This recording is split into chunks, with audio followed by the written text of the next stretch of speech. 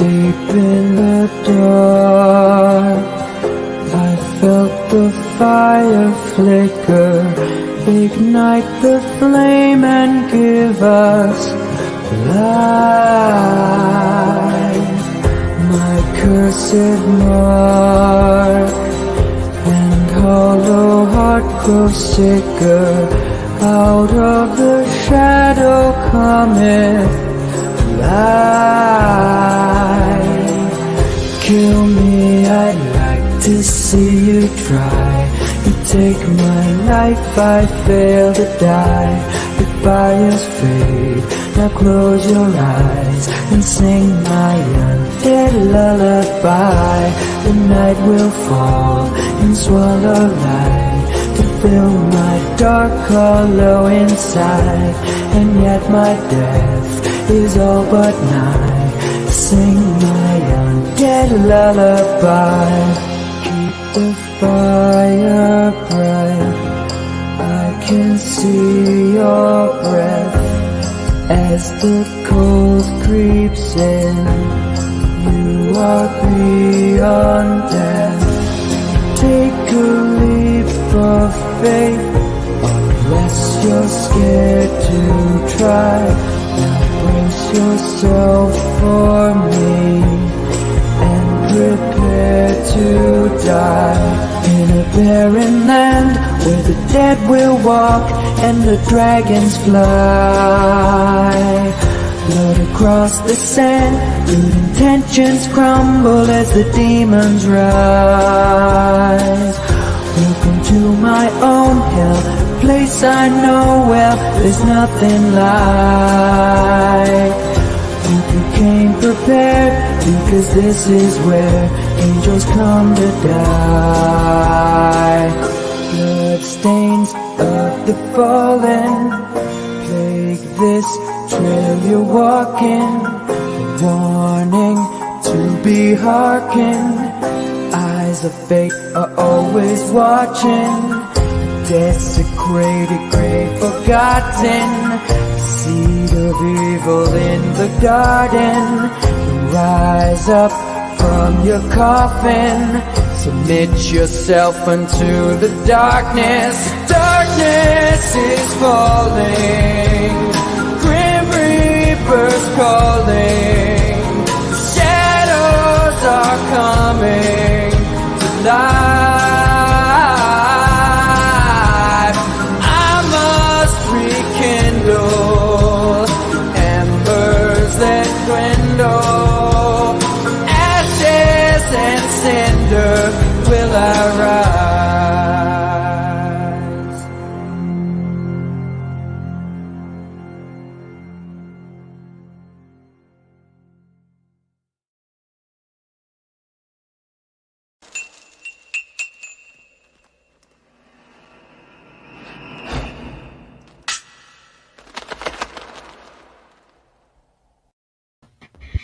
Hello and welcome to the Curse of Strahd. I am your Lord Keeper for the evening, Dr. Crow, and welcome my friends Nick Brown, the Man of Renown, playing Matthew Moore, Blue Teddy Narrations playing the lovely, beautiful Miss Daisy, Amish Man playing Gerald Barrington, and Hex Harper playing Alexei Borovkov. Hello, everyone. It's good. Hello. Hi. It is good to see you. I hope your week has been wonderful. And now it's time to play some game. So the last time that we played,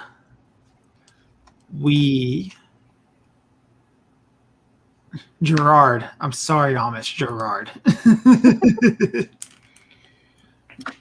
So the last time that we met up, we had most of you in the town of Loki, the largest town set in this village called Barovia. The people there were largely terrified of their lord, a Strahd von Zarevich. It is said that he is a vampire, a fact which Daisy knows all too well, having split off from the group very early to work in the castle Ravenloft. While in Valaki, Moore and Alexei put Alexei's wife to rest within the church's graveyard. Gerard and your friend that you made, Ismark, met up with the burgomaster, Baron Valak. Found out he's completely crazy with all these festivals that he's trying to run. Ismark has determined that Irene is not safe within the city after Moore and her found a toy shop that made dolls of her likeness. So Moore, Alexei, and Ismark decide to leave. Gerard is staying behind because he had business. Gerard's business eventually met him with a noble named Lady Watcher, where he joined her book club, which is accidentally a devil cult. That's where we left Gerard, as the rest of the party went to a town called Krez, which was supposed to have a large abbey where Moore was supposed to meet a woman that he's been in contact with named Esmeralda. She was not there, and what they found instead was an insane asylum filled with these horrific beings of half animal, half human, mongrel folk, as they came to learn. They also met with an abbot who has been creating Frankenstein-esque monsters. Two of them, one to guard the mongrel folk, and then a beautiful woman for an unknown reason. Daisy, during this time within the Castle Ravenloft, has met up with a group of hags who told her she may have the ability to cast magic, and she has been getting to know Strahd fairly well. We are going to pick up with Gerard. The book club has finished, and you are just now leaving the Watcher Manor. What actions do you take? Upon the realization that this is all real, he is bolting for the doors. So you are running right in the middle of the ceremony? Yeah, the second that he sees the gold and Brimmer Light where we left off, he's just like, he's just like, boom! He's going up those stairs and he's getting out of there as fast as he humanly can. All right, so easily up the stairs, out into the pantry, into the kitchen. There's a back door in the kitchen. You're out of the manor and running. You heard Lady Watcher call out behind you, but I'm going to guess you did not stop. Nope. In his current panic of realizing that this is all very, very real, yeah, he is not stopping. He's right, looking. Where are you going? Looking for the nearest horse he can. There occupied or otherwise. He'll just occupied or otherwise. Some Grand Theft Barovia. Got it. Grand Theft Horse. Yeah, he's getting out of there, and he's getting out of there now. He wants out. So you see a barn. The Lady Watchers probably have a barn, and there are a couple of horses there meant to carry carriages. But you know, do you even take the time to saddle? No. All right, you're going to make a ride check with this with a hard difficulty. A penalty die. So you roll the 10s again, you take the lowest result. All right, so ride. Yeah. Oh, that's so much better now. They put it in alphabetical order. Well, I already failed. Let's see, what's the lower? Don't have enough luck to push that all the way down to a success, because I only have a ride of 5. So, yeah, I don't do well. All right, so you try to get on this horse, and you try to take off, and the horse just kind of like starts walking around in circles as you're just grabbing into it. It books and kicks you off. You want to probably take a little bit of damage from that. Sure. All right. You take 1 point of damage. All right. As you hit the ground, and the horse just kind of stumps off away from you. He'll just go, "God, the hell is this?" And he just runs and runs. He just sees a direction that's away from the manor, and he just runs in that direction. All right, so you run, you make it to the main road. There are 3 gates in Valaki. There's a north gate, an east gate, and a west gate. East is the direction that you know leads you out of the valley. He'll go that way then. All right, so you go running off in the east in the middle of the night, by the way. Yeah, he's in full on panic mode. He doesn't he just wants to get as far away from him, Barovia, as he can. All right, so you run through the streets, across the cobblestone path. You get to the gate eventually, where there are two guards with pikes. The portcullis is closed.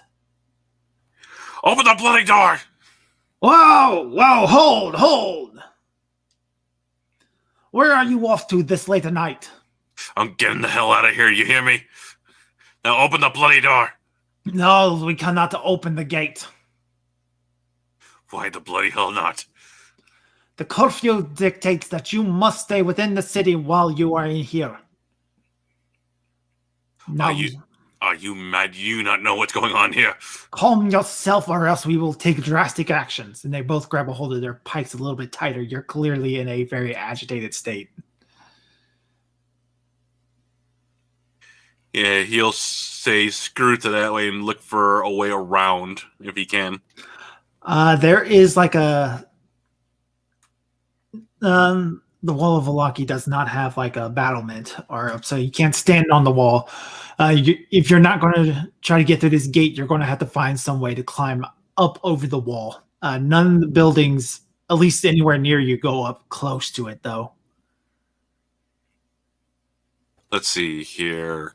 What's my guy's climb? Not great either. So,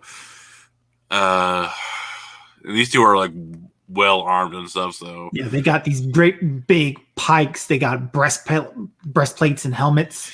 All right, so messing with them, not the greatest idea. He's gonna, let's see here. Let me see. I'm just gonna roll a dice real quick. I'll say he just, in his just pure panic of realizing what's going on in this town, he's gonna go one of the gates. He doesn't know what's on the other end of it. One that's not being guarded. He'd look for gates that's not being guarded. Unfortunately, all three gates are guarded by two men. In that case, he's going to go back to that tavern, the tavern he knows about. The Blue Water Inn. Yep. Yes. He's just going to burst on in there, like full of sweat, full of panic. A couple of the tavern patrons, they jump to their feet when you do that, looking at you, seeing how sweaty and covered you are. You definitely put everybody a little on edge.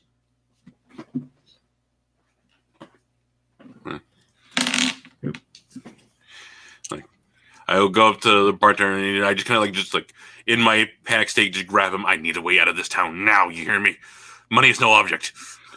I see.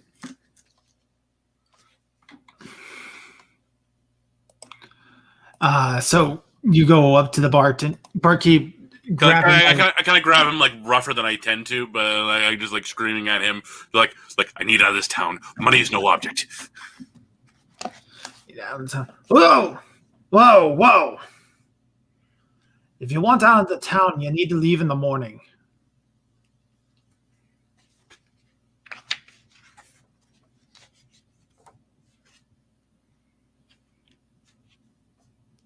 Amish? Oh, sorry, I had myself muted there.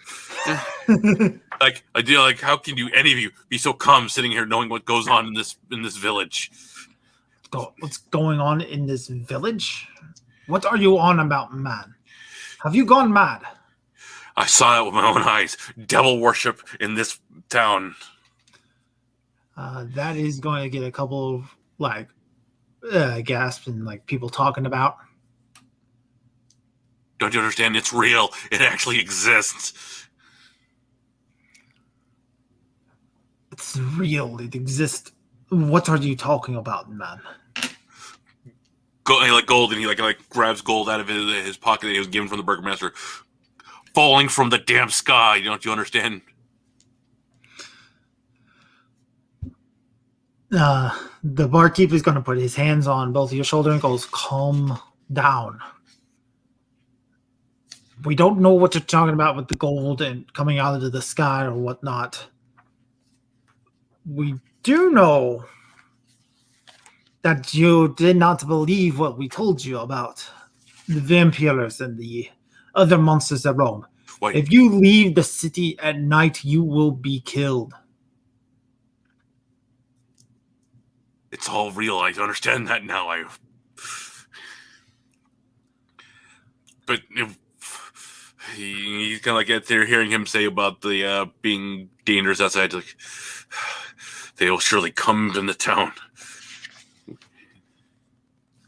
The town is the safe place. It's where we have the wall. It's where we have weapons and arms. You just need to sit down and collect your thoughts. That's when Rictavio walks up beside you, puts a hand on your shoulder, and goes, you, my friend, have worked yourself up. I remember my first encounter with the supernatural. Barkeep, give him a drink. And they're going to pour you a cup of wine. And he looks at Rictavio and he's like, you again. This is me again. I am still here. I don't understand. How can you all be so calm knowing what exists? My lord, these people, they've lived in this valley for 500 years. They are used to the horrors and tragedies of this land. Well, I'm not, and I need out of here. You cannot leave Barovia. You're trapped here with the rest of us. No, that's you're wrong. There's got to be a way out of here. There's got to be. The only way out lies with the Vistani, but I doubt you will be able to convince them to let you leave. Money talks. Money's got me this far in life. I can get here sure as hell. You getting me a little further. Very well. If you wish to let the Vistani lead you out, there is a small encampment of them south of the town. A little hill. You'll notice it. Yeah, he basically just runs out there. All right, so you can't leave the town. Oh, yeah, okay. It's outside the town. It's okay. So they're scratch that. Then he's like, I can't get out with those damn guards not letting me. You may leave in the morning. They'll let you out. He just kind of like almost like just yells and just flat out in frustration and anger and just goes upstairs to what is still his room. All right. And he's just going to be manic for several of our hours up there. You just deal with the fact that you're trapped here. All right. Moore and Alexi. Yep. After Moore's initial freak out with the abbot, he managed to get you all calm. Another mongrel folk arrives from upstairs, so that's going to be another sanity roll for you guys, and that makes number 3, I believe. 4. 4. Where the hell is my sanity? Okay. 51 out of 52. I passed. 64 out of 65. Oh, jeez. Well, you know what? It makes sense because this one's really bad. Let's see here. Where is the character sheet?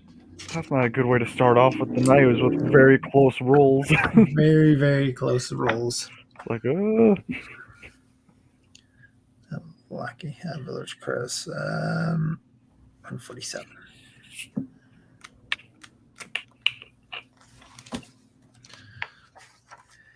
All right. So this mongrel folk. Let's see here.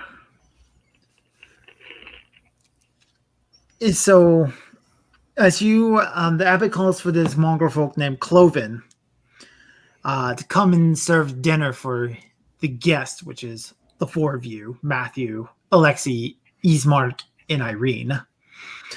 And approaching from upstairs is this 4 foot 7 inch tall human with a barrel-like shape. His right head is fully formed and combines the features of a patchy-haired man with those of a goat, complete with stubby horns. His left head is about half the normal size and has a soft, cherubic face partially covered with crocodilian hide. He has a crab pincer in place of his left hand and a bear paw where his right foot should be. He is wearing an ill-fitting monk robe with a belt made of hemp rope.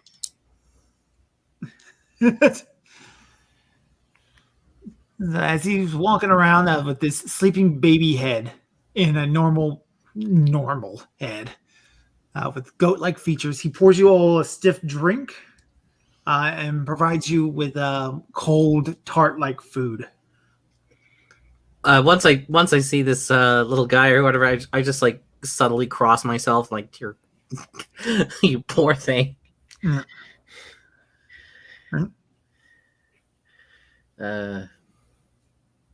Abbott, Abbott, I have to ask, what is happening? Why are you here with these? I don't know what to call them. I don't know their names. They are the Belleviews. Right, the curse and all that. So that's. But why are you here? I am here to try to help this land out of its darkness, to relieve it of its curse of this devil Strahd. And how is that going for you? I believe I have found a way to do it. Pray tell. In order to relieve Barovia of this curse and allow Strahd to finally move on into the life beyond, he must simply be given what he wants. Irene and Ismark are going to physically tense at that. Well, before we go back to square one, I ask, and what does he want? He wants a bride. Tensing further. And do you plan on giving him this bride? He looks at the other stitched together human at the table. This woman she's beautiful because she's been made up of the parts of various different beautiful women. And she's very just quiet and just sitting there. He goes, I have made for him a bribe that I believe should be able to appease to his vanity. Are you sure on that? It is the best chance that we have. And what did you make this bride of? I had the Bellevues descend into the graveyard down in Krez, dig up a few bodies, and bring me the most useful parts of beautiful women they could. I'm glad they made her before I showed up. You mangled corpses. You defiled people's resting places. It is a necessary evil. To appease the devil, essentially. From what everyone keeps saying, he is the devil Strahd. He is a devil in name only. He is still a soul that needs to be pushed out of this world. The jailers who keep him here will not do it.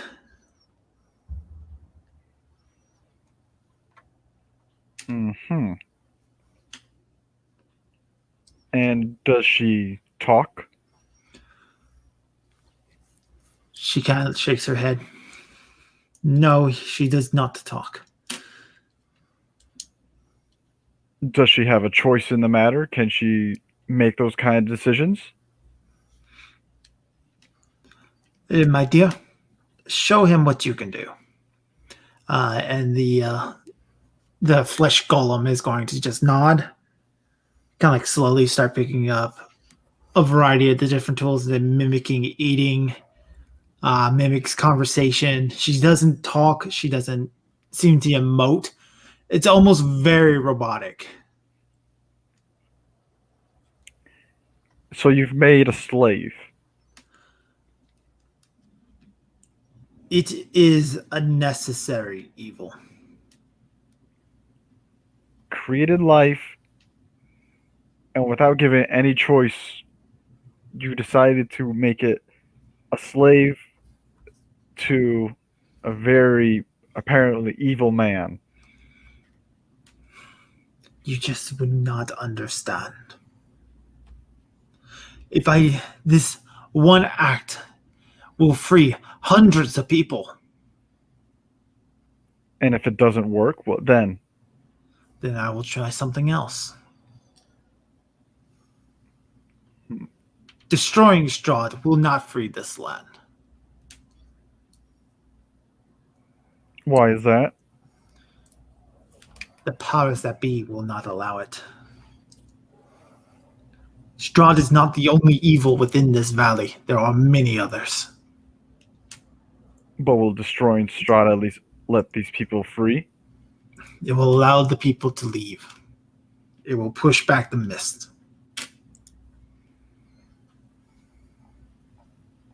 That seems fine in my book. Everyone gets to leave. You put up markers around the city, the holy place, as I remember the journal or the note the boy had talking about the holy symbols, placing around there. I was like, it can be done. And I agree with you, but we must expel the evil out first. By giving him a bride.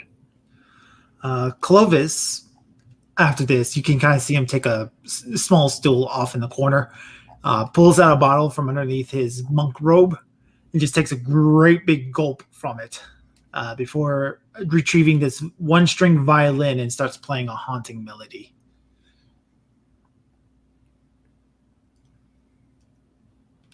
Told me to calm down, but you are more or less succeeding at setting off my nerves once again.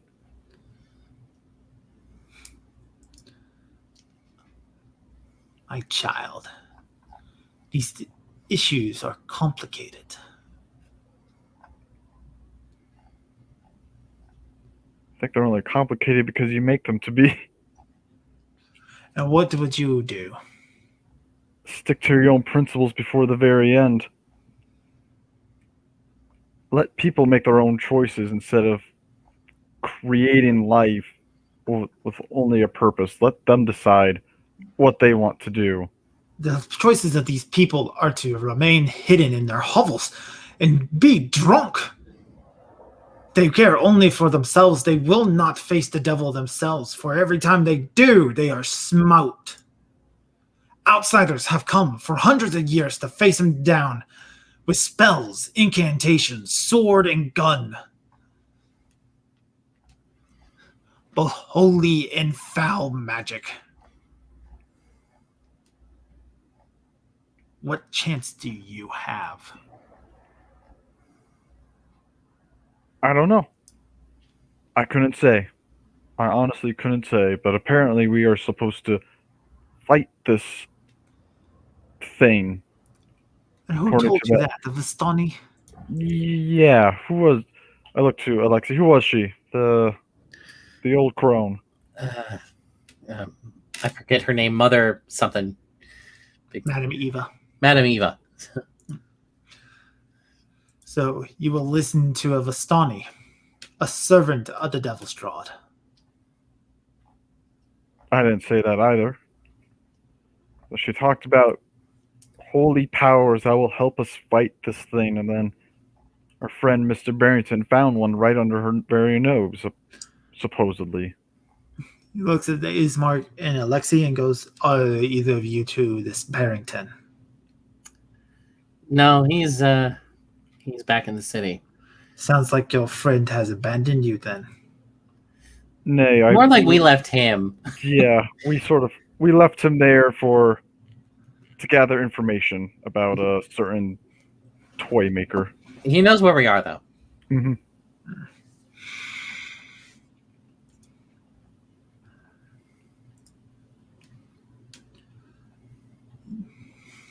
Abbott just kind of shakes his head, sits back in his chair, slowly just picking at his food. These matters, my children, they are of great evil. One does simply not cast down such an evil.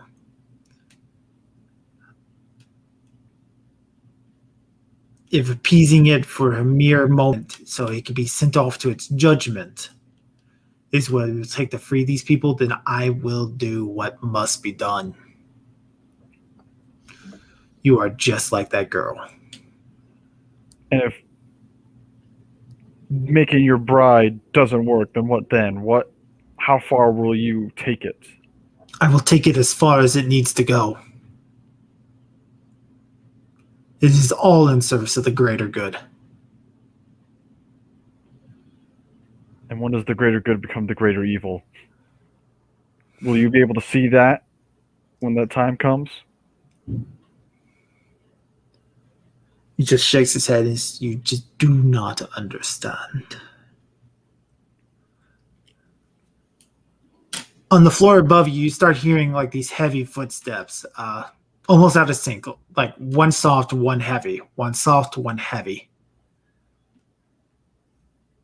Ah, she has returned. Who has returned? Esmeralda? Yes.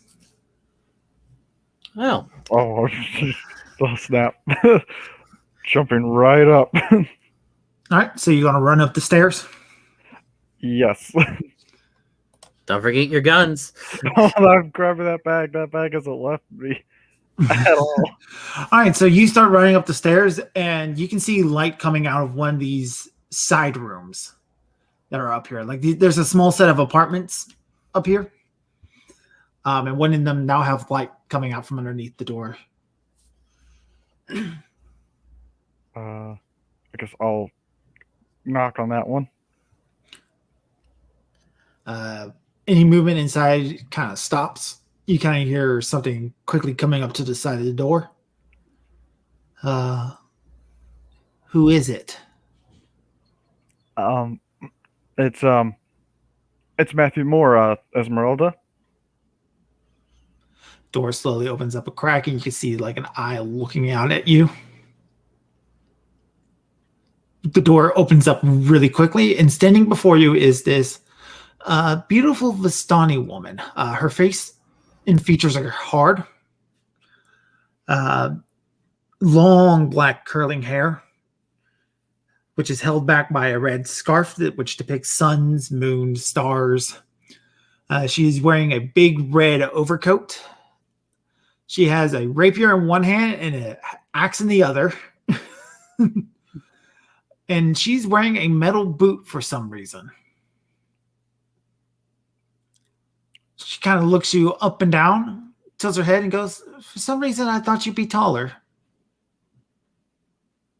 I get that a lot. I brought you a gift, and I go through the bag, and I pull out the double Derringer pistol, the very, very small one. It's a paperweight. It's good to conceal, and you can hide it in that metal boot of yours if you want. She immediately takes the whole bag and goes, come here. Okay. Lays it down on the bed and starts like unloading everything in it just to take a quick look at all of it. The big whole set up the gun scene. Yeah. She'll find the Remington double-barrel shotgun, the Winchester rifle, and then with the bayonet and the rapier I got from Ismark earlier. And I have my pistol on me, and then she has the even smaller pistol. Yep. So she looks it out. She has it set up. She has like all the ammo laid out next to it, nice and neat. And she has her arms crossed, looking down on it. She kind of gives a little bit of a satisfied nod. Goes, "You did good, Matthew." Thank you. When you sent that letter, I had to come. No questions asked. Sorry that I pulled you into this. No, don't be. you are in trouble and you need help, and that's what I'm here for.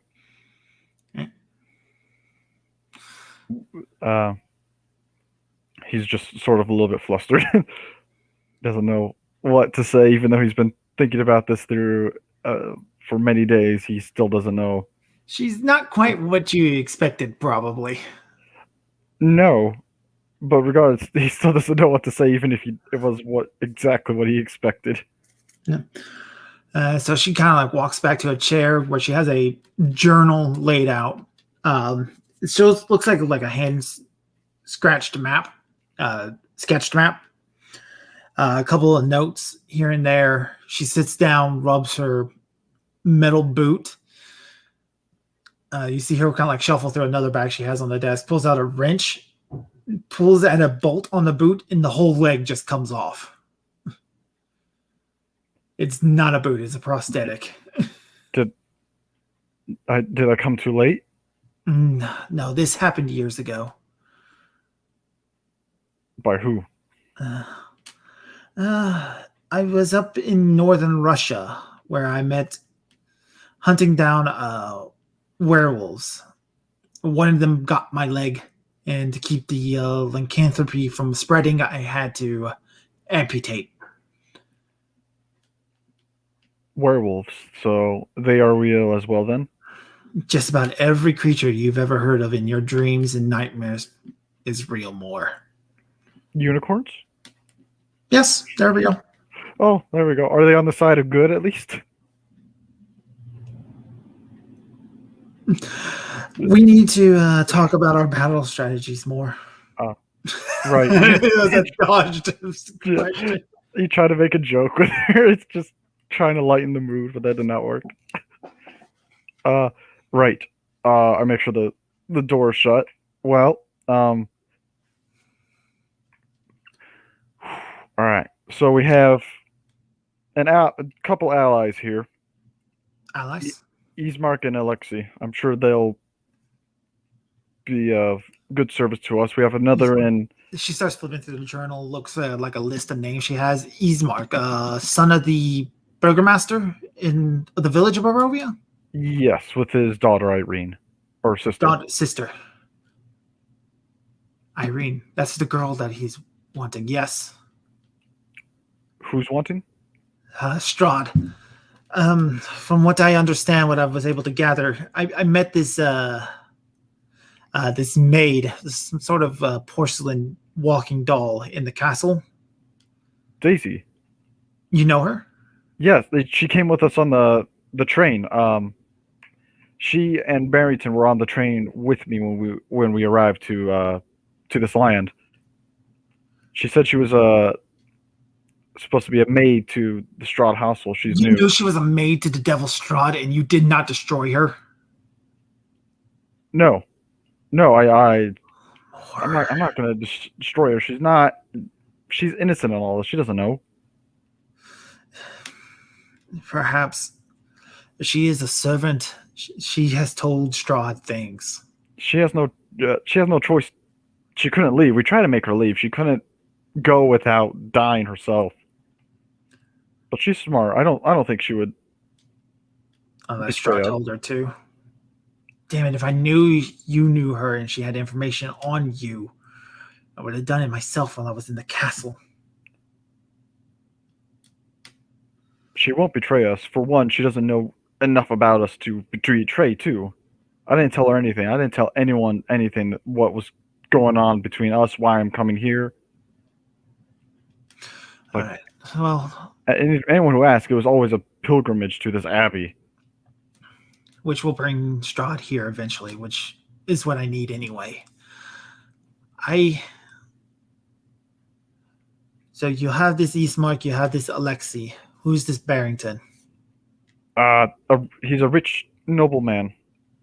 Right now, he's in the nearby village, looking at. Well, he's doing other things with that burgomaster, but more importantly, he's keeping an eye, or should be keeping an eye on, this toy maker who's making toys of Irene for some other. He's in Velaki, so he's no use to us right now. No, but he could be our eyes and ears there if he does not. Any information we can get from him there, that will be useful. But more, I am planning a trap for this Strahd. I believe I might be able to destroy him, which is why I needed the guns.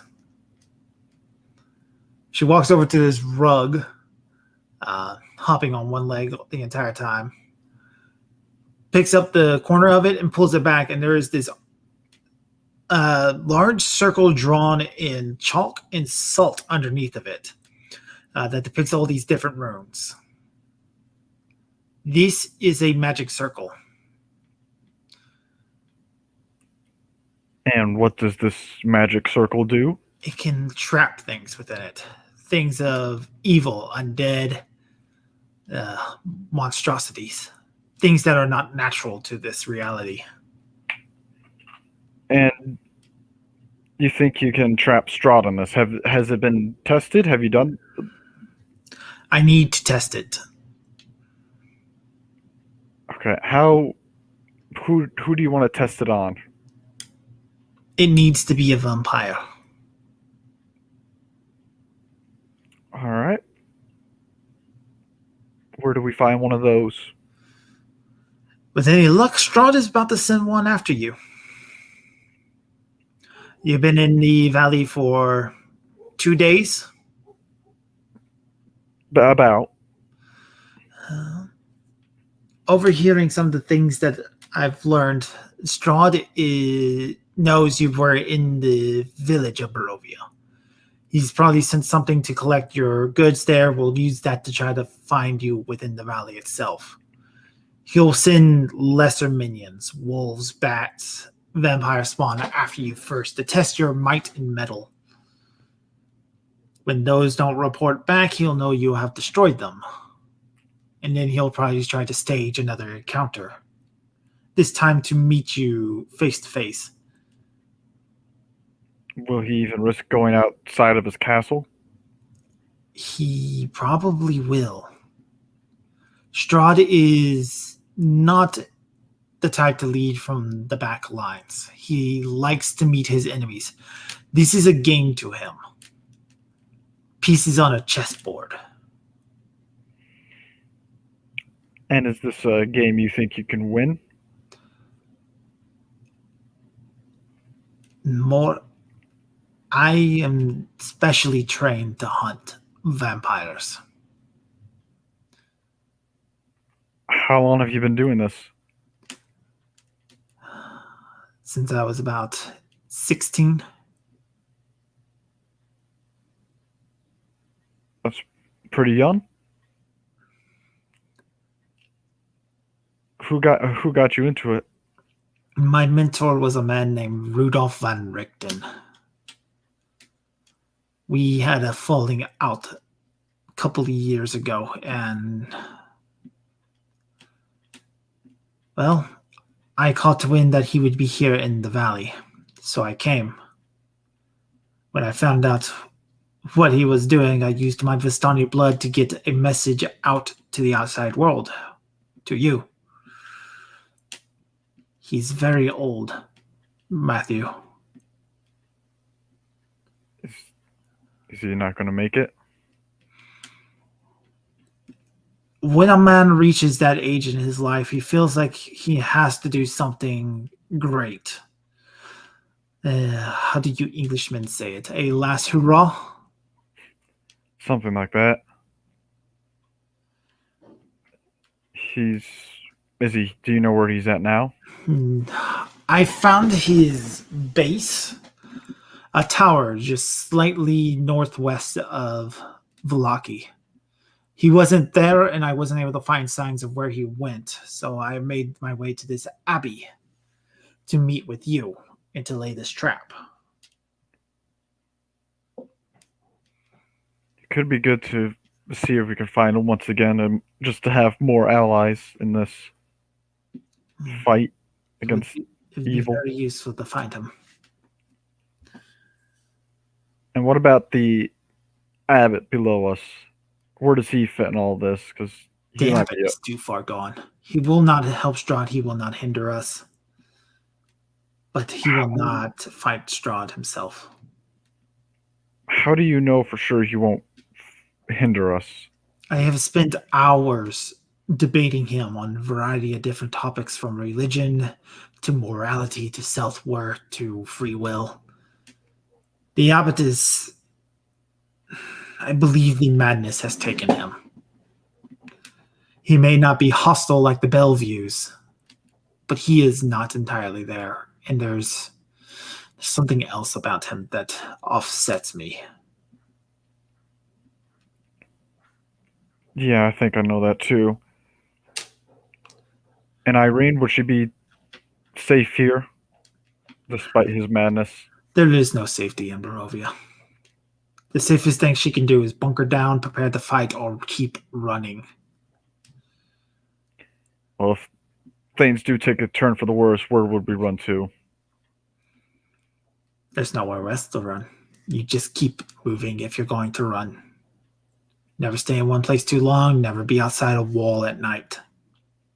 Well, I mean more of a meeting place if we get separated again, or, like I said, things take a turn for the worse. This spell of yours doesn't work.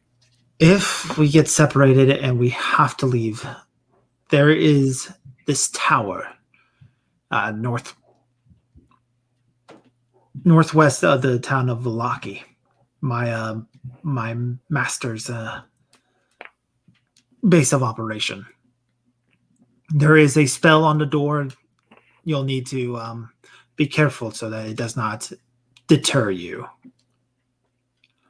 Okay. My wagon is set up outside of it. Do not use the front door of that wagon. There's a trapdoor underneath. All right. Trapdoor underneath. I shall remember that. In case things take a turn for the worse, and we'll have to inform Alexei and Ismark as well of what we intend. I will meet with this Alexei, Ismark, and Irene. I want us to be ready in case a servant of the devil shows up. All right. Yep. I agree. I completely agree. Mm-hmm. Daisy. Hey. You are currently in the castle Ravenloft. Mm-hmm.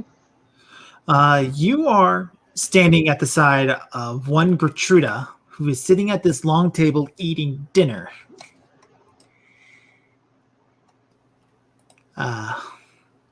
Strahd is sitting at the other end of this long table. It's one of these big, ridiculously long ballroom spanning tables. He has a plate of food in front of him, but he has not touched it.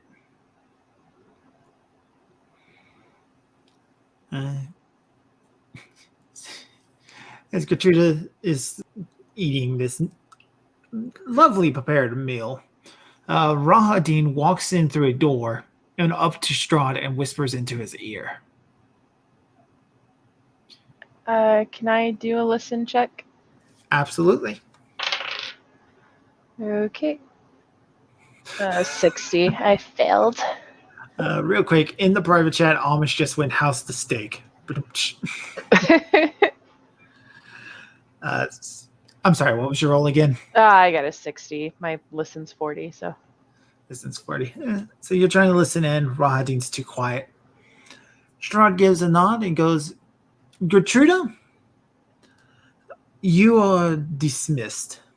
Lady Daisy, I would wish for you to maintain a presence. I may require your service. Of course, Master Strahd. Gertruda stands up, gives a bow, and departs.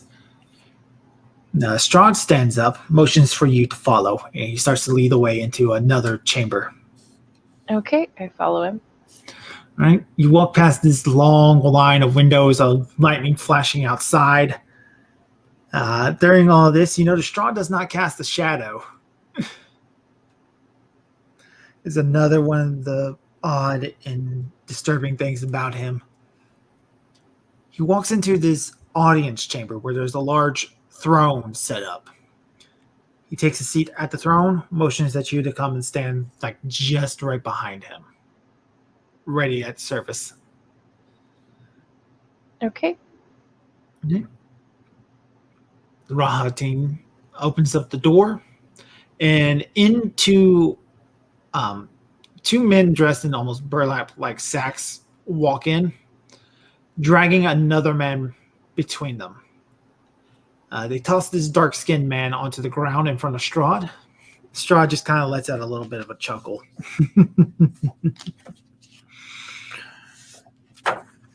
So this is what the alpha of the wolves can provide. The man slowly starts to kind of like pick himself up, shakes himself, glaring up at Strahd. He goes, "You're just one of the rulers of these lands, monster." You still have fight in you. I am the ruler of this land. You should bow properly, Emil. Emil looks up at Strahd. You see his face kind of twist with horror as if he's looking into something else, and you see him enter this more prostrate-like stance. Strahd looks at the vampires and goes, "Take him down to the dungeon. Perhaps some time alone will make him realize who stands in charge here."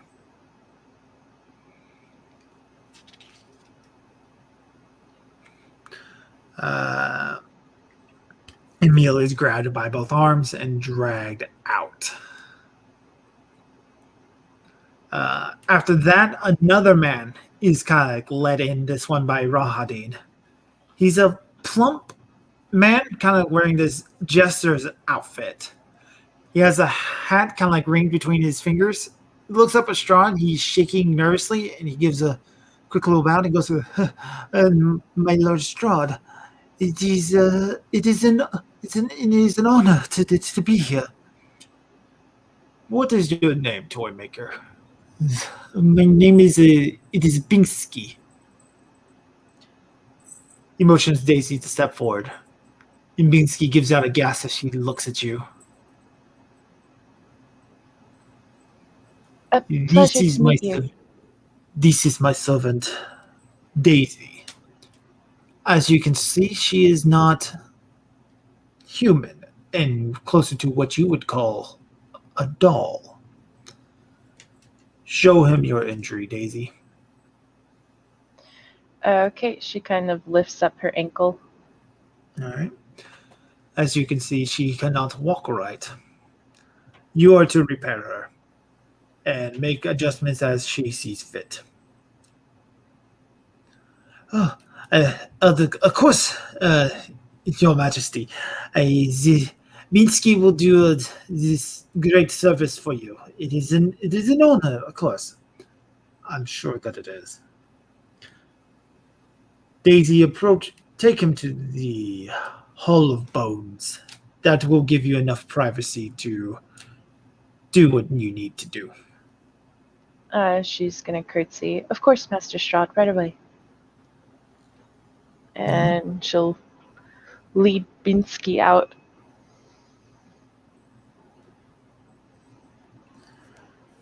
All right, so Binsky follows you down these dark halls. It's only at this moment where you realize you don't know where the Hall of Bones is.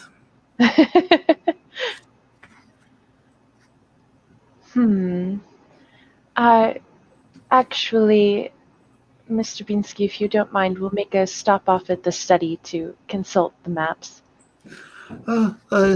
Yes, of course. Daisy, was it? That is correct. It's a pleasure to meet you, Toy Master Binsky. Oh, you need not be so formal with me. Binsky will do just fine. Of course. Have you worked on dolls such as me before? He seems to kind of grimace just ever so slightly. And goes, not of a walking, talking variant. I have made clockwork toys before, though.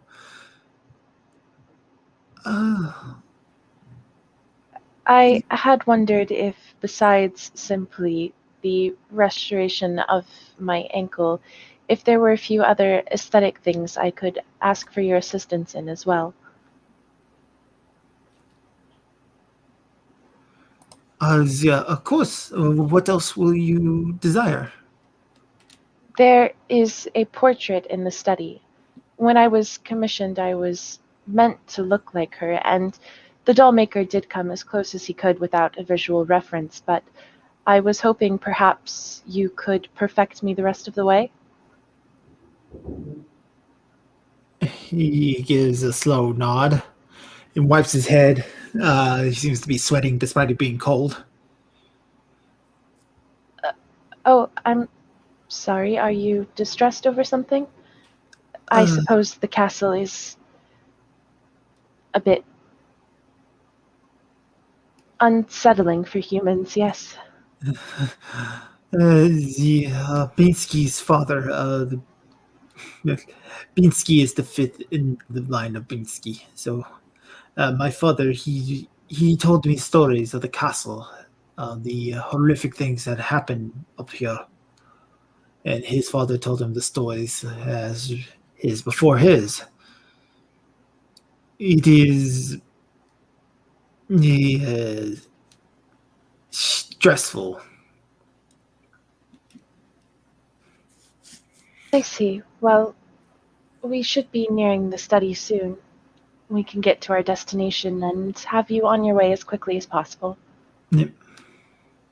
That would be wonderful. As you enter into the study, he looks up at the portrait and he gasps as he looks up upon it. He goes, "She follows me everywhere. I swear." You have met the Lady Irene, I take it? No, I did not. I did not want to assume, but you look just like her, and she looks like her as well. Yes, it's an oddity I'm still trying to wrap my head around as well. It is an odyssey I am tied up in as well. There is a man down in Valaki, the burgomaster's bodyguard, Ezek. He has for years commissioned me to make dolls of these likeness. How strange. Did I he am say very why? No, he did not. He just demanded of it. I see. I have become very familiar with the face. This is all that I need. Very well. She's gonna look around for a map of the castle. Finding your own like little hand-drawn map that you've been making, you kind of like determine that the Hall of Bones would kind of like be maybe like the next floor up, somewhere over here, where the guard barracks used to be. Ah, all right. I think I've righted myself enough now to take us to our destination. Would you follow me? Mm. Okay, and she leads him up there, upstairs. All right, so you follow these rooms. You walk through a number of them.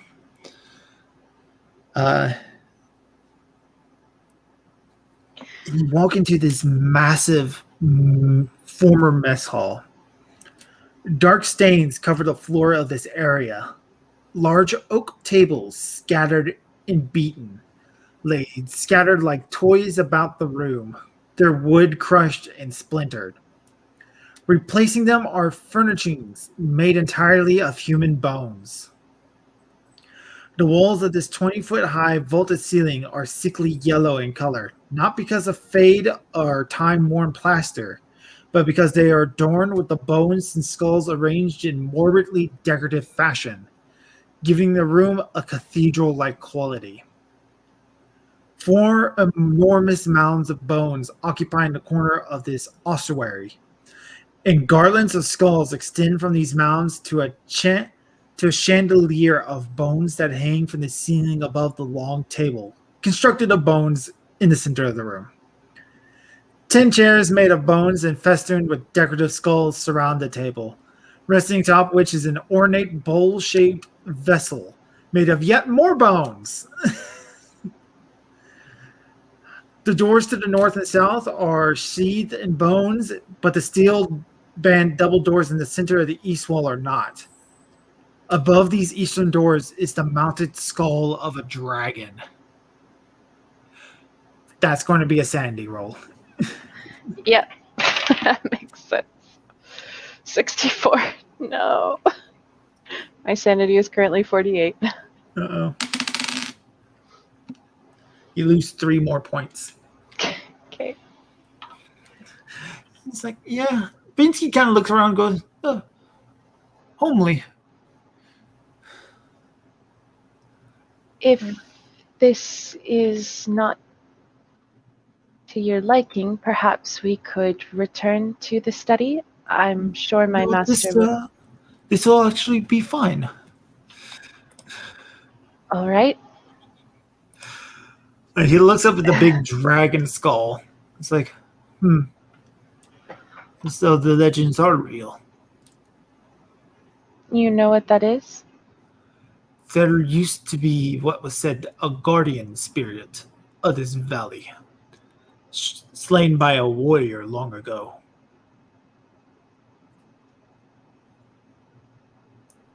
It must have been massive if that's its skull.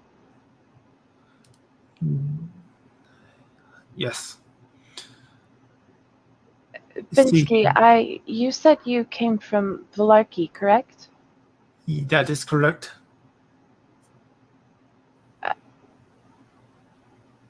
May I inquire as to the well-being of,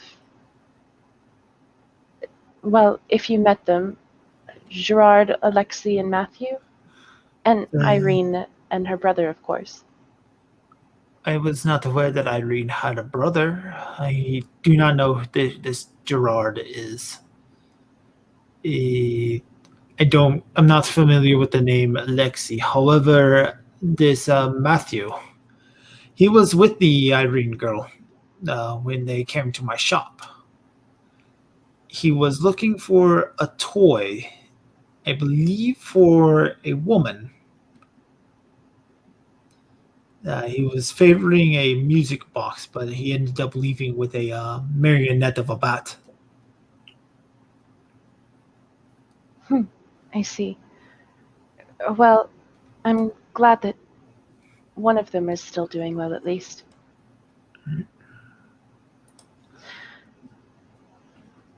Please lie down on the table so that I may begin work. Oh, of course. So yeah, as you lay down, he pulls your ankle, starts to mess with the porcelain that surrounds your leg. Slowly takes the caspi off. Goes, this does not hurt you? No, not at all. All right. He begins to do repairs, moving gears around. He pulls out, like, from this little bag he's carrying, a thing of oil. Oils your limbs up. And after about an hour or two, you have regained all your hit points. Yay. So he starts to put the caspi back on and goes, is there any adjustments that you would wish to have besides the cosmetics? No, thank you. You've done more than enough. Give me a laser gun. We can make a build there. We can make her stronger. Okay. Yeah. Binsky, do you mind if I ask, have you ever heard of a toy, a doll, anything like me with a soul? I believe that creativity and imagination is all that is needed for a soul. He has you set up into one of these chairs. As he pulls out a thing of paints, he starts kind of like rubbing away at the features of your face to basically start over. It It's an interesting question, though. What really does make one alive? Is it our ability to make choices? Our ability to talk? I believe it is our ability to dance, sing, be merry, be happy.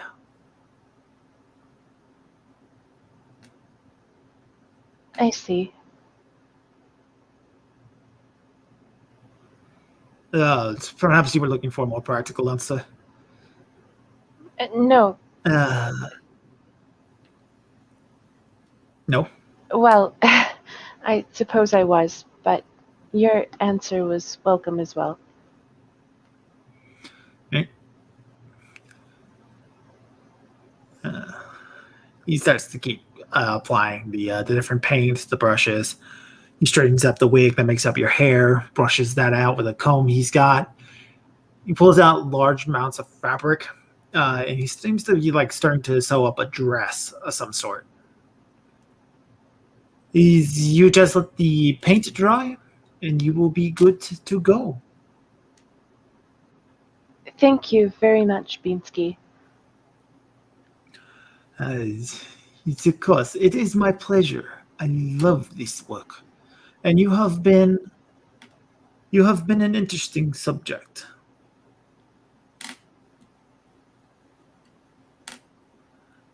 That's when the doors to the Hall of Bones opens up and Strahd walks in. Daisy curtsies. Master Strahd. He stands above you, looking down at you. Of all the things you choose, you decide to make yourself look more like her. Oh, well, I was commissioned to look like her, so I apologize. Was this not appropriate? I thought it's what you would want, Master Strahd. Roll a charm. Yep, 58, so that's under. That's under. Yeah, 70. You can see his body kind of like loosen up a little bit. And then he kind of like strikes on you that he was about to strike you.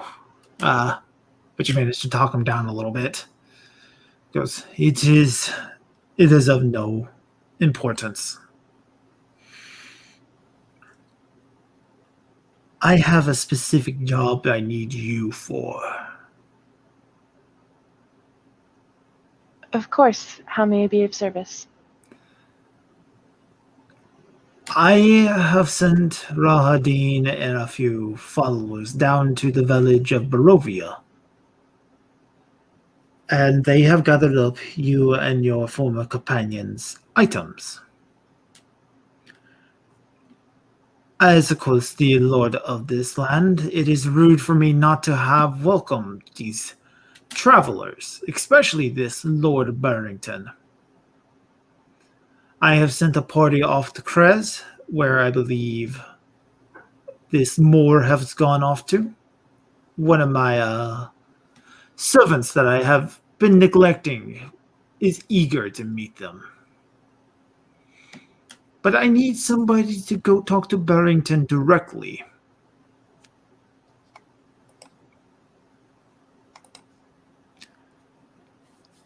He will trust you. Of course. What message am I sending? You will tell him that the gracious host, Lord Strahd von Zarovich, welcomes him to the Valley of Barovia. He is welcomed within the lands. He may enjoy its beautiful sights, its sounds, its pleasures that it has to behold, for as long as he's here. You will be here to help serve on him and to meet his every need. And during the time that you make him tea, you will give him this, and he hands you a vial. Mix it in, do not tell him it is. It will help soothe him. Of course. You were a very helpful servant, Miss Daisy. I believe you are going to enjoy working here for a very, very long time. Thank you, Master Strahd. All right. He turns to look at Bingsky and goes, I will have future requirements of your service undoubtedly, so you will be staying here within the castle. I will have rooms prepared for you. And Bingsky kind of gives a bit of a jump and goes, as you wish, Your Majesty.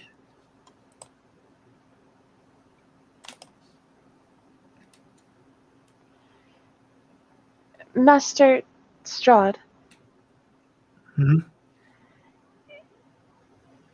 If it's not too bold of me to assume that the reason you're asking Binsky to stay is on my behalf in case of the need of future repairs, might it also be prudent for him to accompany me on my journey? The roads can be rather rough for one made of porcelain.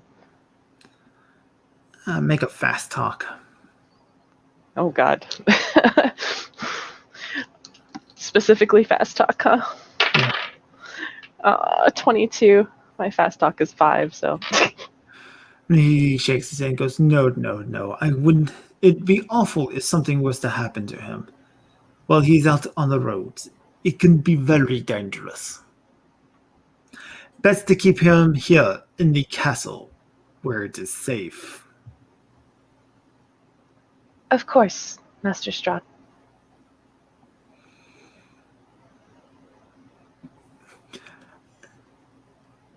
He will motion for you to follow him, and he will start to lead you down into the castle.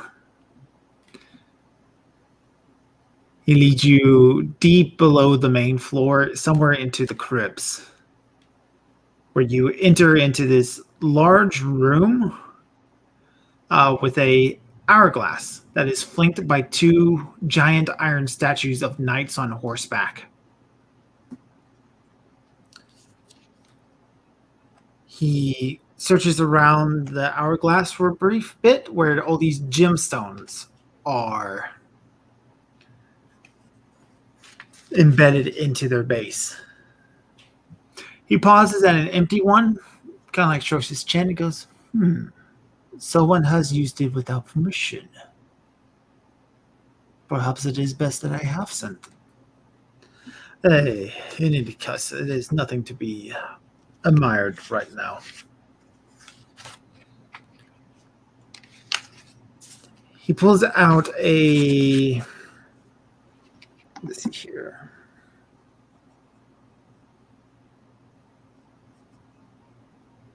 He pulls out a green gem out of the base and tosses it into the bottom brazier that makes up this giant hourglass. It lights up green, steps aside, and he motions for you to step into it, Daisy. Okay, I do.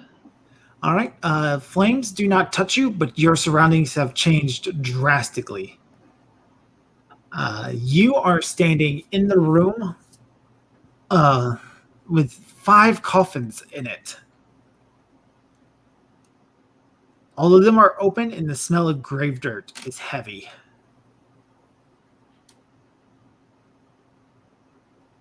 There is a door that leads out of this room. Okay. She's gonna quietly go towards the door and crack it open a little bit and peek outside. All right. There is this large room. Seems to be some sort of shopkeep where a number of coffins are on display. You can see like this boarded up window that would look outside, and another door that would lead out there. There are 4 other people in this room, and they seem to be loading something up into a box.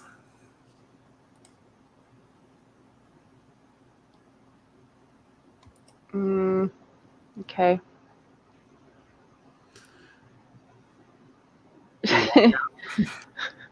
I think, Can I do spot hidden to see if I can see what they're putting in the box? Absolutely. Or try to anyway. Oh my goodness. 89. Never mind. Can I try to stealth past them? Is there enough hiding spots to get?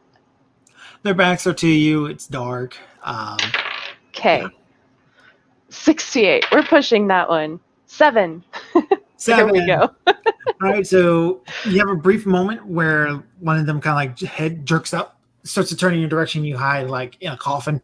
Because what else are you going to hide in a coffin shop? He kind of like sniffs. And you can see briefly his lips pull back, and he has the big, long vampire fangs. Oh, good. Right, I got to make you make another sanity check for that.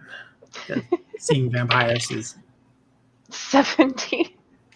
That's a success, I believe, right? No, my sanity is 45. Oh, I thought you... I thought you said 17. Yeah. No, 70. 70. That's another 2. Okay. And now, have you put vampires down yet? Yeah. All right, so that's another stoke on vampires. What number are you at for vampire? 2. 2, right. All right. But you do get outside the coffin shop. And that is exactly what it is as you look up and you see like just a shop that sells coffins. Okay, I'm gonna look around. What can I see around me? It is late night. This is probably about 2-3 o'clock in the morning.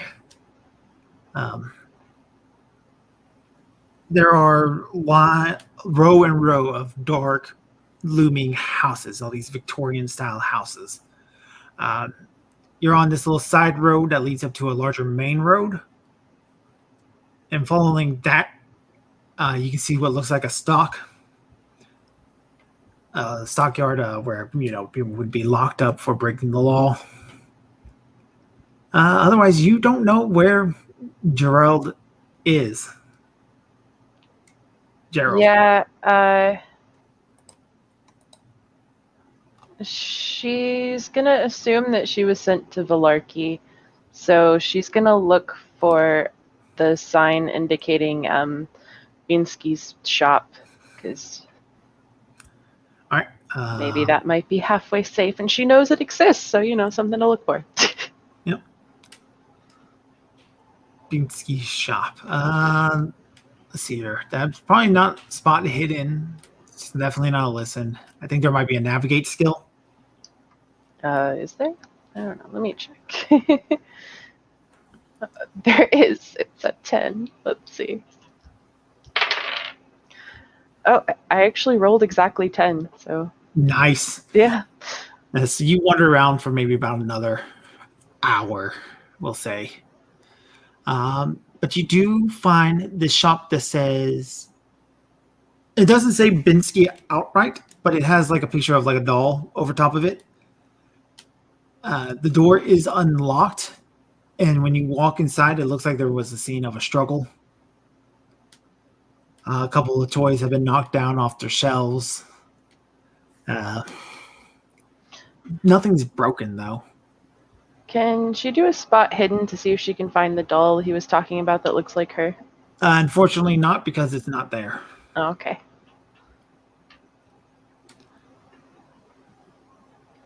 But you're here alone in Binsky's shop. Okay. She's probably just gonna go behind the counter and curl up for the night, because yeah, she understands at this point that nighttime is no good. All right. And you curl up for the night.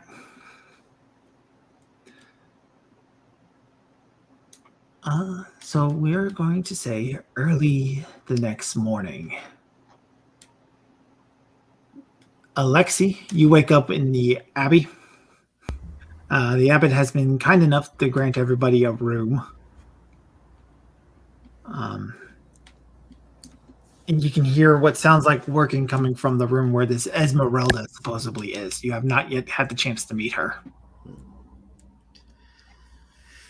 Let's see. I get up, stretch, and I'll knock on the door. All right. Esmeralda opens up the door, looks at you, and goes, "Huh. You have a stunning like me?" Aye. It's been a while, though. "Come in, brother." So, are you the fabled Esmeralda that Mr. Matthew had been so violently obsessed with, I guess? Violently assessed. Oh, we fought a flesh golem. Then he was worried, like, okay, what the heck? What happened to Esmeralda? So he went over to the guards and he started pulling out guns. And then we had a bit of a nice chat with the abbot. We managed to talk it down and whatnot. He's fine now, but yeah, he's absolutely crazy for you. Huh. I could tell he was a passionate man by the way he writes, but that is a step in the direction I was not expecting. Yeah, he wanted to. He actually asked me about, like, like how would you, how do you, talk to someone you only met through correspondence? So I wouldn't entirely know, and I suggested a gift and show her one of the letters, just to say, hey, I'm the guy. But I guess he didn't have any problems. So He brought what I asked him to. so guns, huh? I plan to try to kill Strahd. Don't blame you. You have not been in the valley long, brother? I was when I was a kid and going out in pilgrimages and whatnot. Then I met a girl when I was about 19. They wouldn't let her in, so I stayed behind to be with her. She's buried in Vallaki right now. You should never have returned, brother. I had other reasons aside from that to go, but as more importantly, I wanted to bury my wife here as part of last connection to home.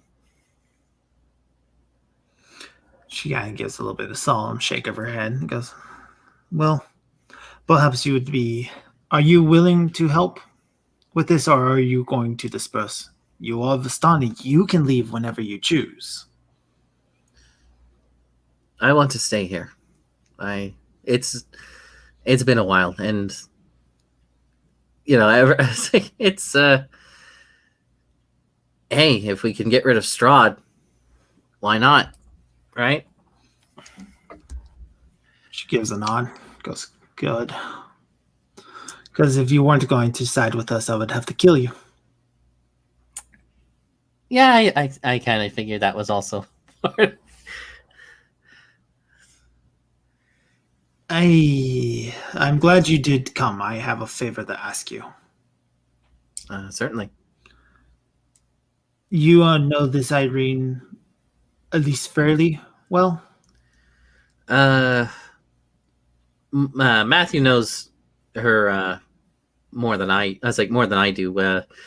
We all met up with the Vistani caravan a couple days ago and whatnot, so I wasn't introduced right away. She, whatever reason, Strahd is obsessed with this girl. I plan to try to use that as a way to capture him. I need to ask her to be bait. Took the words right out of my mouth.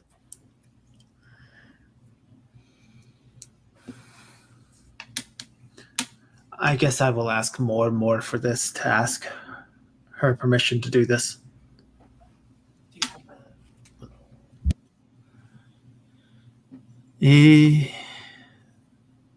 Are you capable of fighting? You have the build for it. Yeah, I've had a good brawl. I was like, now and then. My employer gave me a gun, though my fists tend to do the job for me. I kind of flex a little bit. She kind of tosses you a cudgel and goes, "It always helps to have a piece of weaponry between you and an enemy." Yeah, fair enough. He's I just now realized I've been talking like Strahd the entire time. She's a spy. She's a spy. It's Strahd. Everybody's Strahd. He's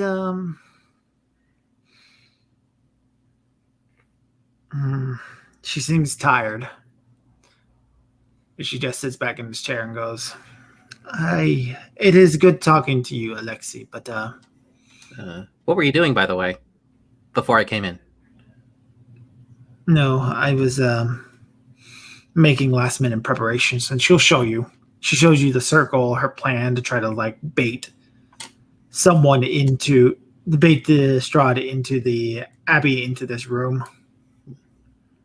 Her bug out plan, if everything goes awry, which is pretty much start a fire and jump out the window.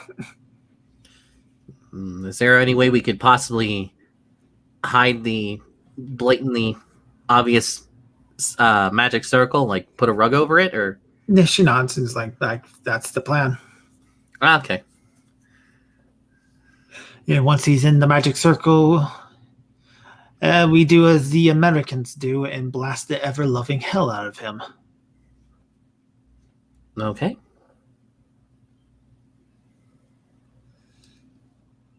Alexei, I want you to roll a spot hidden.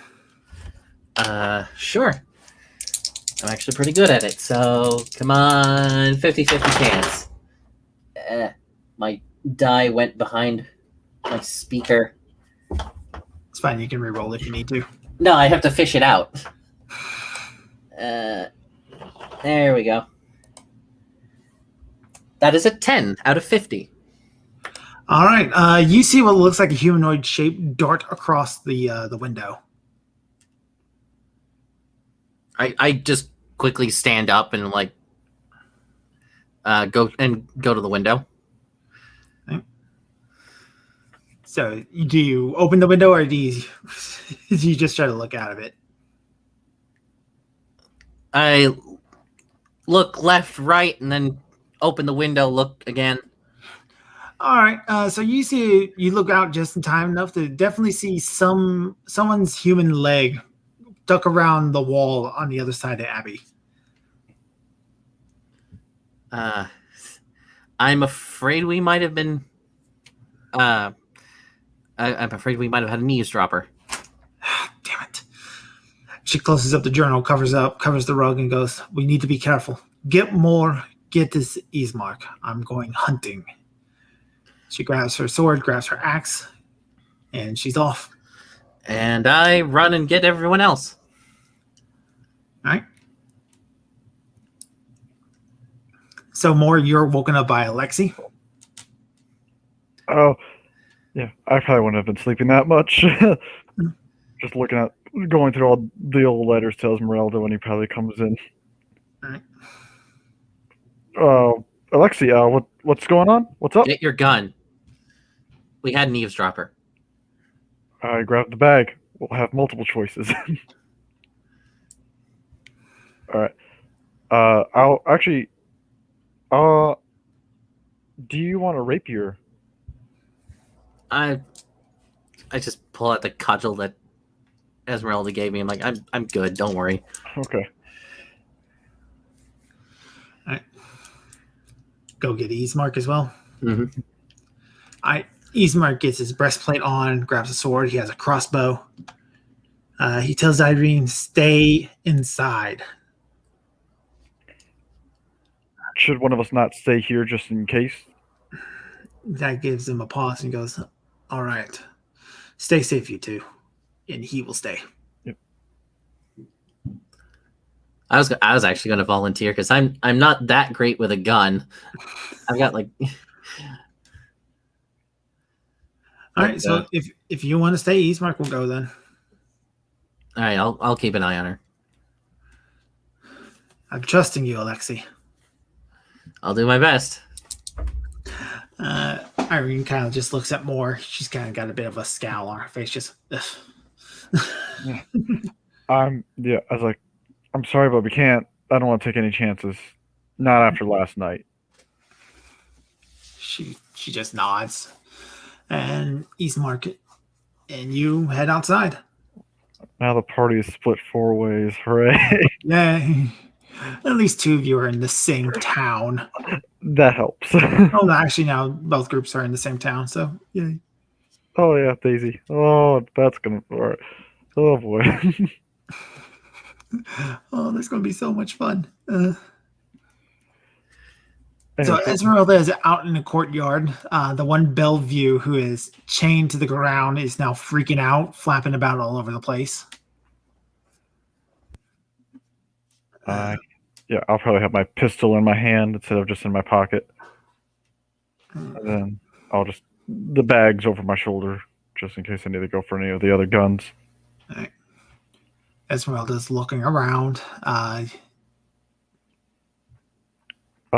Should I? You want me to look around as well? Yeah, so definitely a spot hidden. Spot hidden. 33 out of 25. Should I push it? Or spend your luck. I don't know how much luck you have. That's I have- one level of success. So Yeah, it's 70. That's my luck is 70. I'm like debating if I want to spend like. That's like 8 points. Yeah. Yeah. You have got 70. Good. Go for it. Okay. I'll spend some luck to make sure it works. all right. So you do that.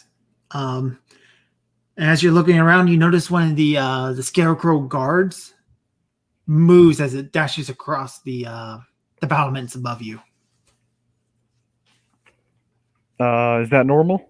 Or is No, it supposed to move? one of the shadows are moving, so you know that's not normal. All right. I tell Esmeralda like point with my gun like the battlements up there. All right, Esmeralda turns, looks, and goes, shoot it. Yeah, no, yeah. That's my want to let her know before I start blasting, but yeah. I'll start shooting. All right, make a shot. Uh, Firearms? Firearms, handgun. Get him. All right. I get 3 attacks with this. 3 attacks with a pistol. All right. Number 1. Is that? Oh, dice, come back. Dice. 48. All right. Second shot. 69. Nice. All of these are, yeah. My thing is 80, so as long as it's below an 80, we're good. 38.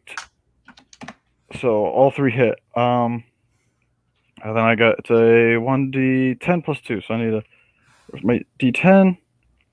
So 10 plus 2 is 12. So that's the first shot. 12 damage. All right, hold on. Before sorry. you go rolling damage and everything, the creature also gets to Oh, that's try to right. dive for cover. Yep. So page 113. Yeah, the first one was 48, 69, and then 38. If that means anything. Lad. They're all successes. Oh damn, that was he did not make it for cover at all. So, well, what were the 3 shots again? It was 48, 69, 38. All of them are successes. Yep, all 3 are successes. All 3 of them are hits. And how much damage did you do to them? The first one was 12. The second one was 9 plus 2, so 10, 11. And then 4. So 12 plus 11 is 13. 23 plus 23. 4, so 27 damage total. 7. So you just shot this thing for 27 goddamn points of damage. Pow, pow. Like, God damn, man. So yeah, it's like everything. All my other stats are crap, but like my handgun, it's 80. It's like yeah. So if it hits, it's gonna do some damage. All right. On top of that, Easemark is going to take a shot as well. Damn, that's a 35. That's a success for him because Easemark knows what he's doing. Hooray! Let's see. What is a crossbow? Probably in Misk. Yeah, my handgun's like 40. I would not have been able to help very much. What about your rifle? Or was it rifle / Base. shotgun? Base. 25. Ooh, yeah, it's a little. Like Not seeing a cross. brawling is like 62 though, so Do you want crossbow? Well, the Winchester rifle I have is a 2d6 plus 4, so that might be what a crossbow does. No, there's a bow and arrow, so I'll just use that. That'll be Okay. closer. So that's 1d6 plus half his bonus damage die. Which his bonus damage die is a d4. So he hits for 6 more points of damage into this thing. So, and just how much damage did you do again? 27. So 27 plus 6 is 32. No, 33. 33. Math is not my strong suit. Yep. So 33. It's still alive.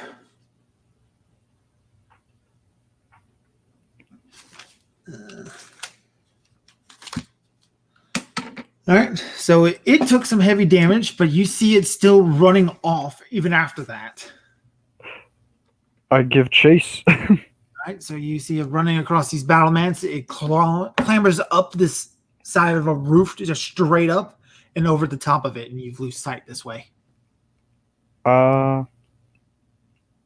Is there any way I could climb up the battlements or just quickly go around it? You're going to need to go inside and climb upstairs. Okay. I guess I shall do that real quick then, just so to get to it. Is there something I should do to run faster, or? No, you just do. These things just happen. So you run inside. Esmeralda's right behind you. Ismark is not going to be left outside alone, but he is going to reload his crossbow, so he's just slightly behind you guys. All right. So you go bursting out onto the battlements. Yep. All right. Esmeralda has her rapier and her axe up. Goes, we lost sight of it. Yeah, that's an issue. Careful, that is a vampire spawn. It's one of the weaker ones, but it's still dangerous. All right. I will pull out the shotgun as well in my other hand, so I have the pistol in one and the shotgun in the other. Just like, okay. Depending on how. Penalty die trying to fire both of those things at once. No, yeah, it's more not once. It's more so like whatever the range is. Yeah. Then I'll just fire the one, just depending on how far it is. So. I think a shotgun is still two-handed, so you need both hands just to. Oh well, I'll put the pistol away then to pull out the shotgun just because longer range. All right.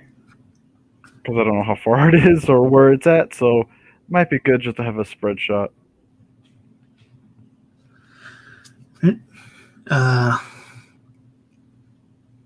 So. I guess.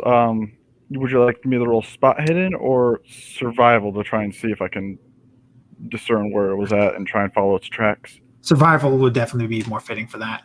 Okay. Survival is a 41. And that is let's push 1 point of luck to make it 41. So a success? Yes. All right, so following the bloody tracks as it leads across the roof of this, the building of this abbey. You follow it down the side. It goes over the edge on the other end. And you can see it kind of like trace itself back around. So you are able to whip around real fast just as this creature climbs out back on the other side and makes a jump for Esmeralda. You've already used all your turn, though, so you basically only get a shout. Look out! Oh, no. Yeah. Esmeralda, look out! I also need you to roll a sanity check because this is the first time you've seen a vampire. I was about to ask, like, sanity. 008, so that 8, I think I succeed on that. Yes. Okay. All right. Then put down vampire 1. Yeah. Where's my pencil?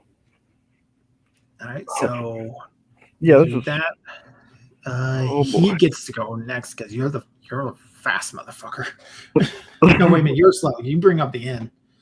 He's fast. Yeah, very I fast. would be surprised if he goes slower than me. Yeah, he's very fast. So he gets to make 3 swings at Esmeralda. Oh god. All right, that's a 90. Okay.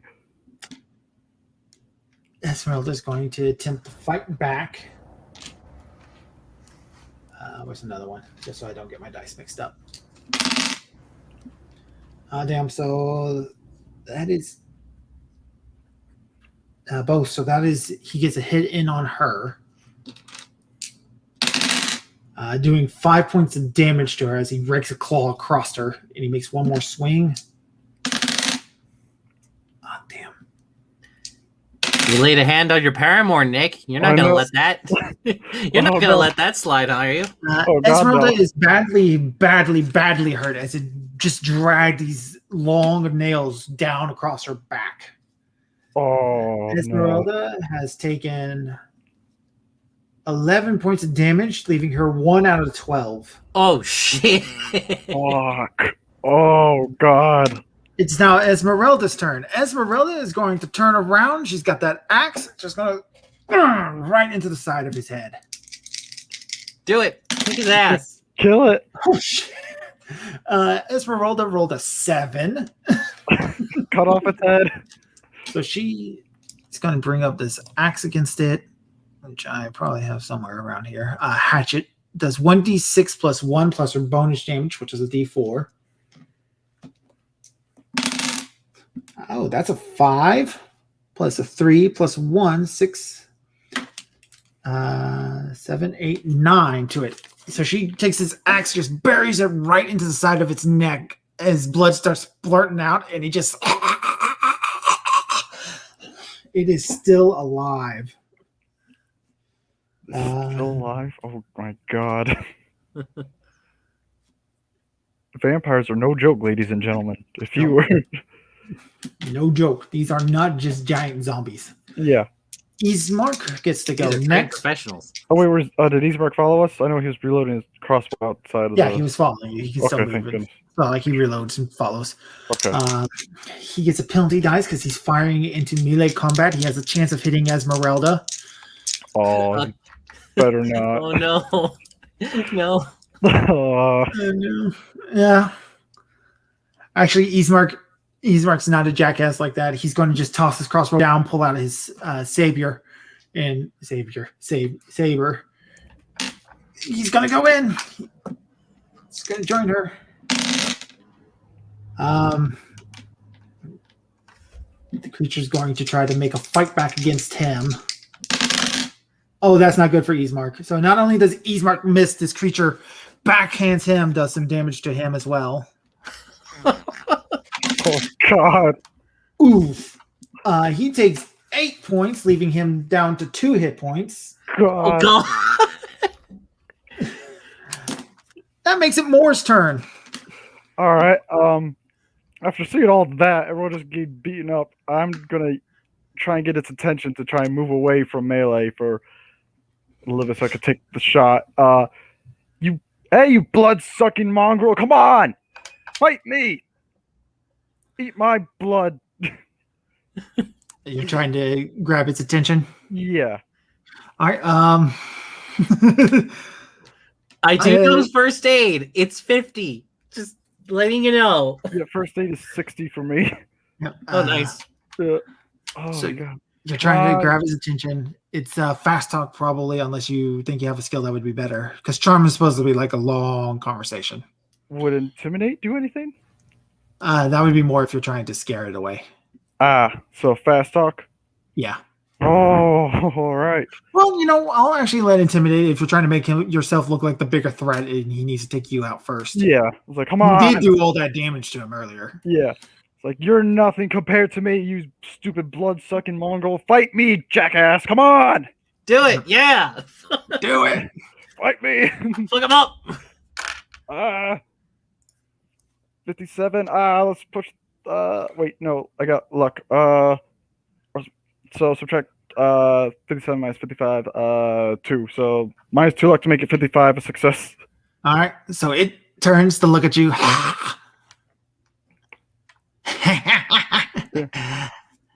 Blood, tasty blood. You actually recognize the voice as that screaming man from the church in Barovia, too. Oh, Doru, the one that was trapped in the basement of that church. oh, that's scary. Yeah. If he's moving. Yeah, oh, yeah, Gerard, I love it. All right, so Arnold. that's your action. You want to try to run to lead him into the abbey? Yeah, if I can't shoot it, then yeah. Yeah, I'll- so you go I'll do running in. At the top, he follows you because you told him to chase him and you ran into the abbey. That gives him permission to enter buildings. Yeah. Oh, So he God. comes chasing right after you. We are currently in a chase now. So what I want, where exactly in the abbey are you trying to go? Far enough so I could just turn around and shoot it is my goal. All right. So essentially, what we're going to do here is you need to make a. Probably my idea would be like to the not east, to the north where we killed the golem. Oh, you're trying to lead him back down directly underneath that. Yeah. So that's just down like 2 floors below you. Then. Yeah, just away from Irene and all that, because now he's in a building.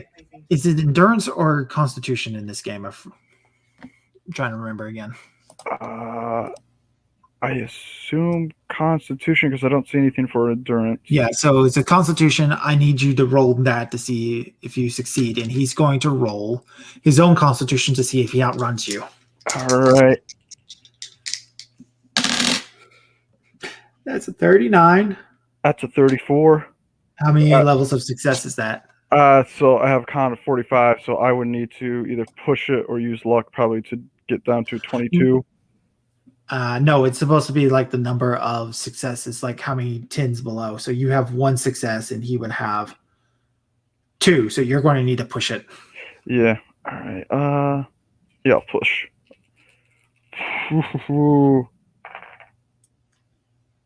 29. 29. So that makes it 2. So you are able to outrun him. Whew. So you go running. You manage to get enough speed. You going to turn around and try to shoot him? Yes, if I can. All right.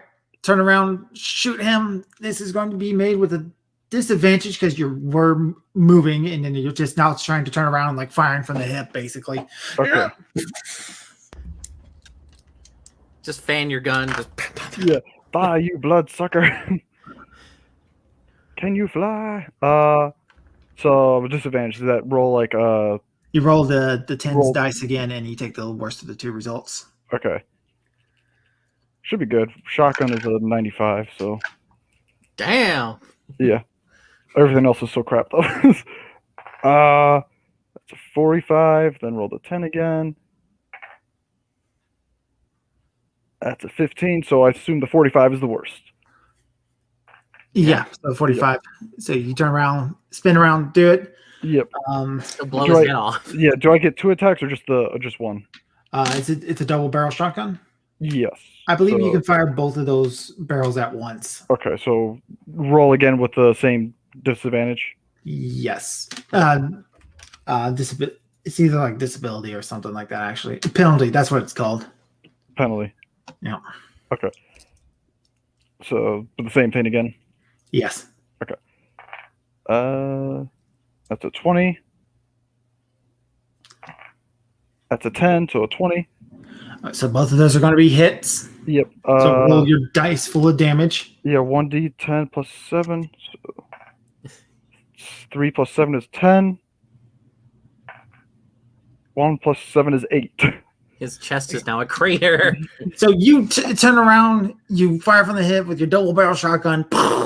His body goes flying back. It's like you blew like straight through him, and he just splatters the walls with blood and gore. He is dead. Oh, Hooray! he's going to be more dead for hurting her. So I guess as running, probably going all the way back to where Esmeralda and Ismark are, I'm going to spit on it because screw you. Like, I beat you.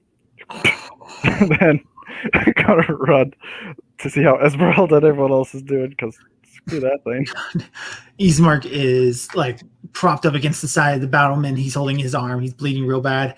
Esmeralda is just wrapping her arm up where she was clawed down. She's like already got like trying to already tend to her own wounds. Ooh, okay. First aid on Esmeralda first. So, Right, so you take her over and you're like her back is messed up. all right. Hold. This is gonna hurt, Miss Esmeralda. I am so sorry. And then, Just do it. all right. Let's roll underneath at 60, 59. So barely. Yep. So you start tending to her. I believe she only regains. I'm trying to remember what the first aid rules were real quick.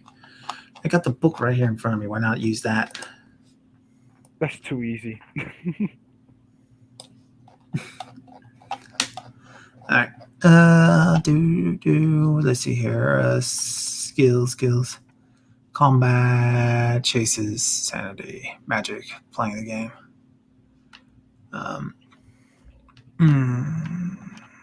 It's probably wounds and healing. Here we go. Oh, darn it, Gerard. Oh, Amish. I love you.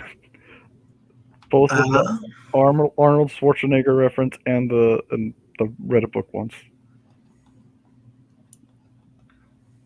You have my approval. Poisons. Come on, dude. Kill me. I'm right here. Kill me.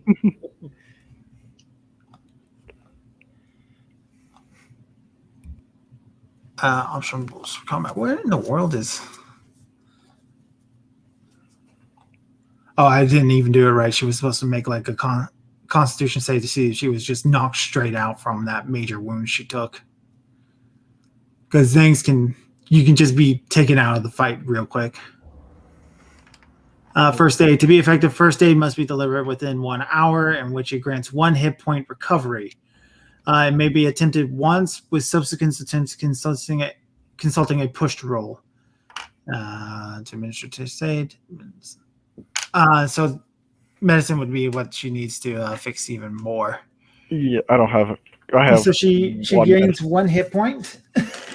That's better than nothing, I suppose. All right. She's now tied with Ismark. Yep. Yeah.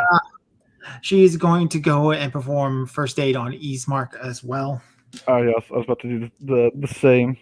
All right. So 2 of you can do it together. Hooray. The power of...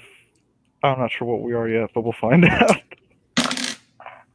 Ooh, please roll good. 35. Okay. So Ismark regains 1 hit point as well. What did she roll?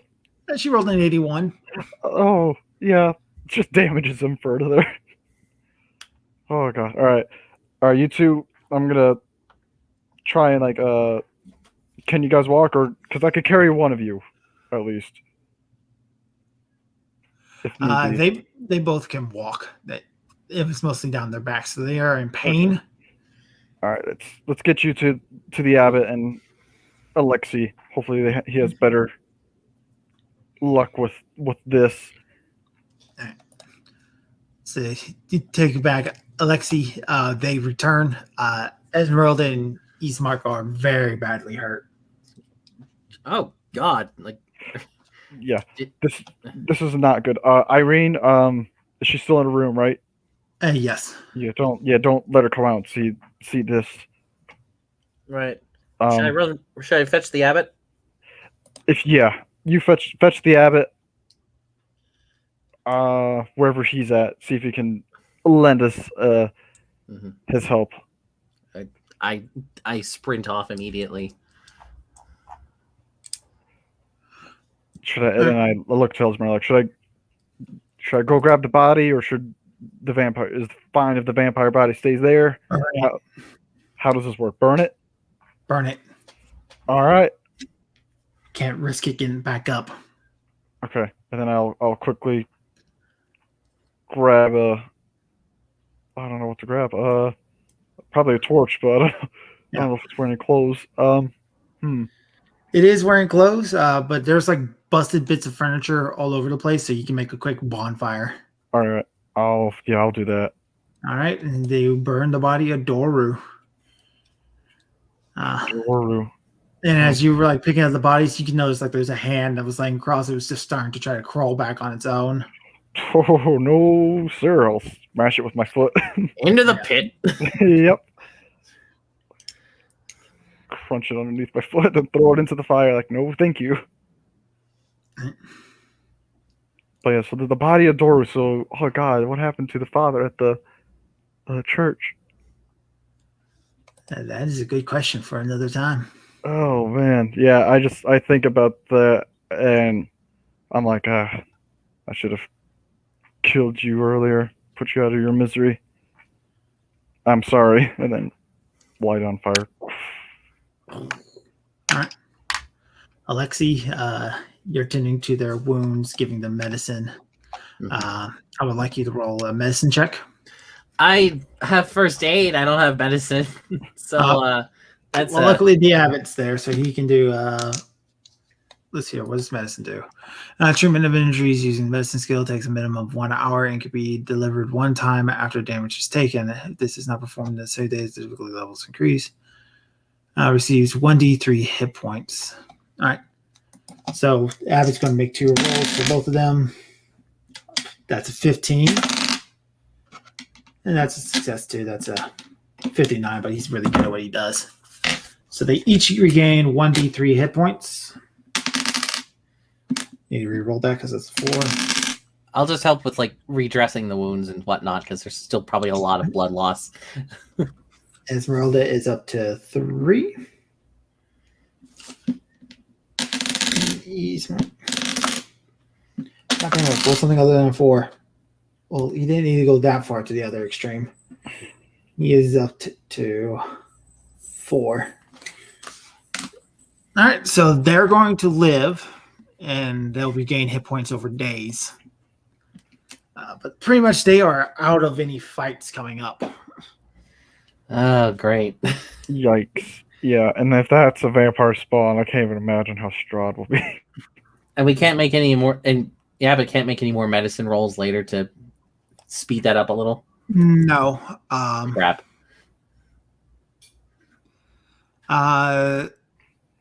Skill takes a minimum of 1 hour and can be delivered anytime after damage is taken. This is not performed on the same day. The difficulty level is increased to a hard success.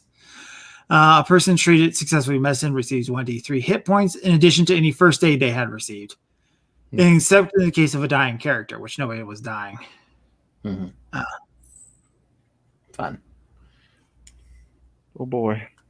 But yeah, I come back, I guess, after burning the vampire, and I look to Ismark and I'm like, it was the kid from your village, the one the father had locked up.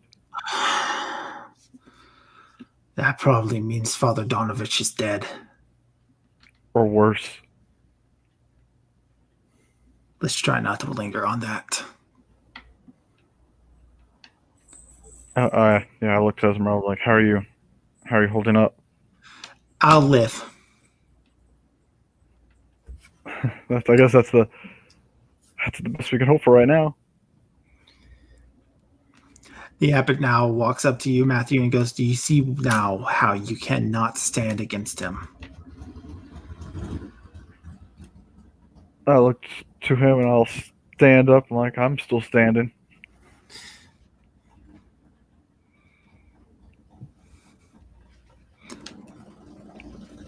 And then I'll go to Alexi. I'm like, just be like, yeah, we need more allies. We need to regroup. We need more people because they can't survive another attack like that. Yeah, and at the same time, how are we going to get to them? Because we can't just leave them here. Well, we do have to leave at some point though for our promise to get more wine for the village.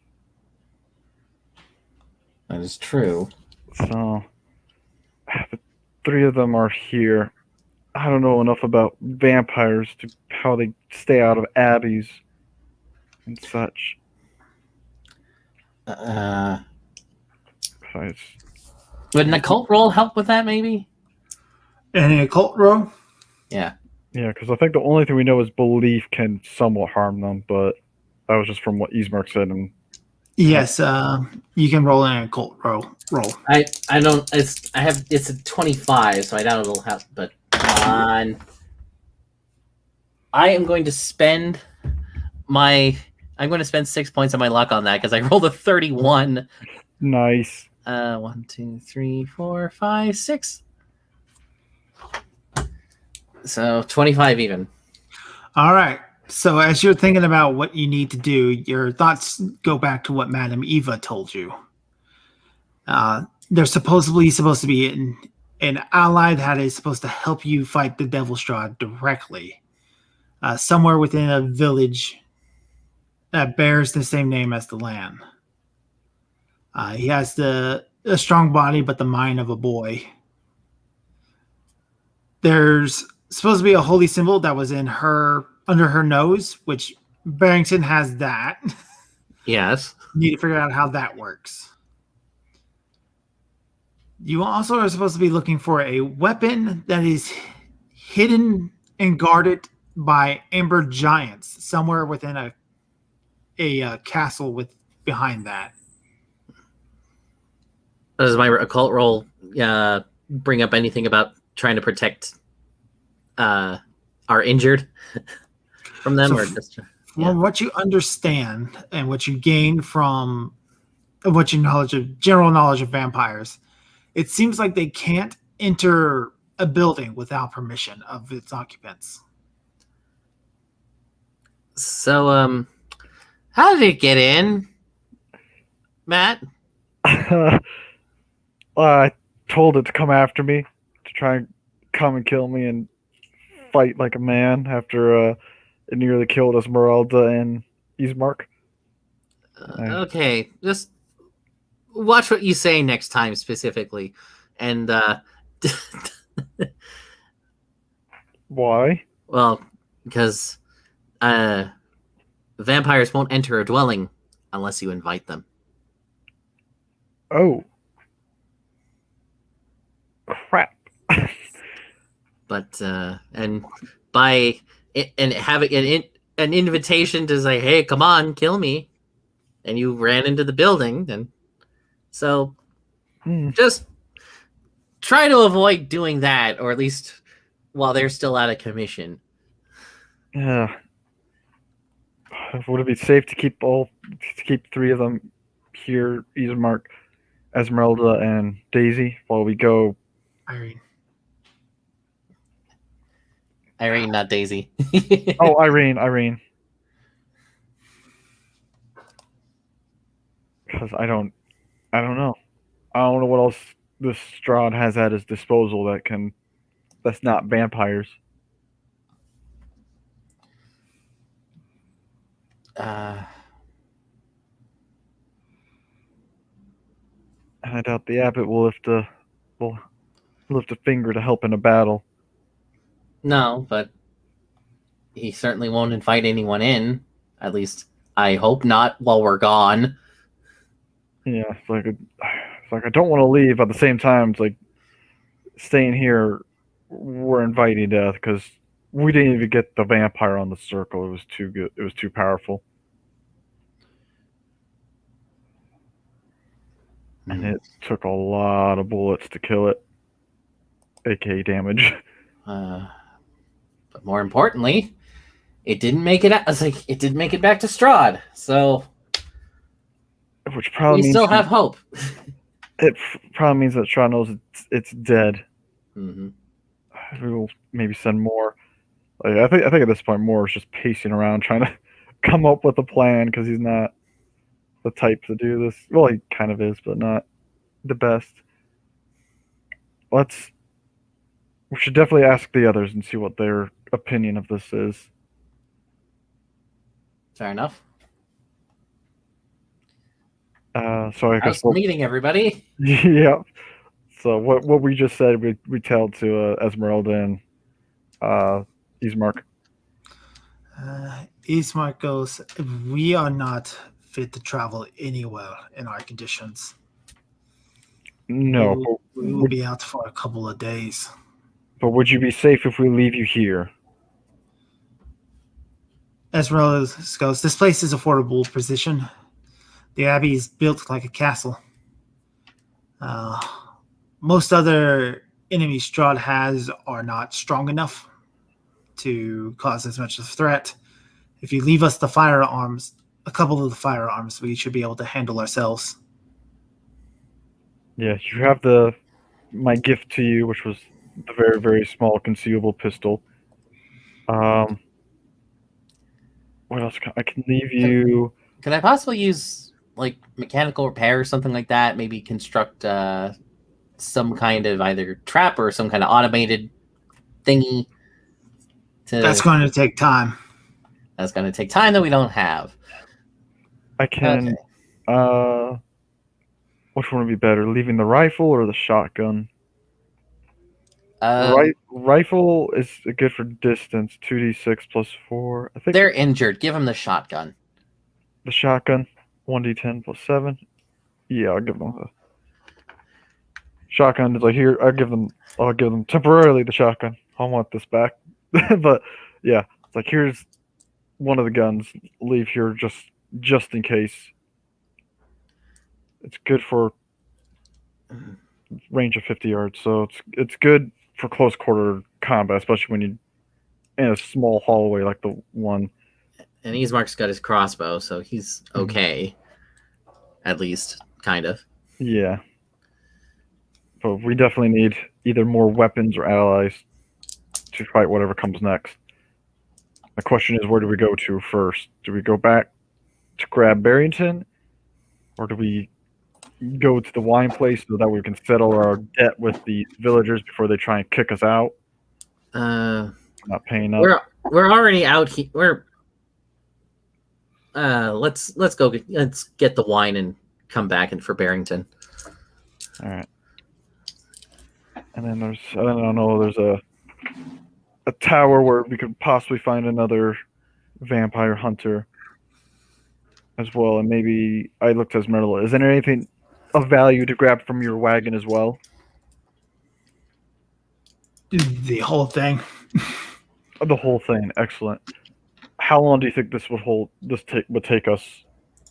The idea is that you're having the wine. That is only a few hours out of the village of Krez. You should be able to get to there, get the wine back here, and into Vlaki right at nightfall. You're looking at maybe about 2 days tops. Okay. 2 days, and then to the tower as well. All right, we can do it then. That should give you some time to heal as well, to rest up. It's risky, but that's we got no choice really. Mm-hmm. We'll have to be as quick about it as possible, and then I also show Esmeralda my journals. Like, if anything should happen, I'll always have this on my person, and you can follow my notes, and whatever we find, I will write in here in case something should happen to us. All right. Stay safe, Moore. You as well, Miss Esmeralda. Then I'll kiss her hand. All right. All right. Daylight's burning. Well, it's still morning. Let's get out of here. Mm-hmm. Yeah, the body is burning, and then I look to the abbot and just like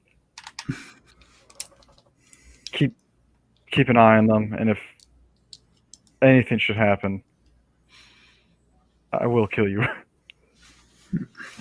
Yeah, but it's going to look down at you and goes, I would like to see you try. Yeah.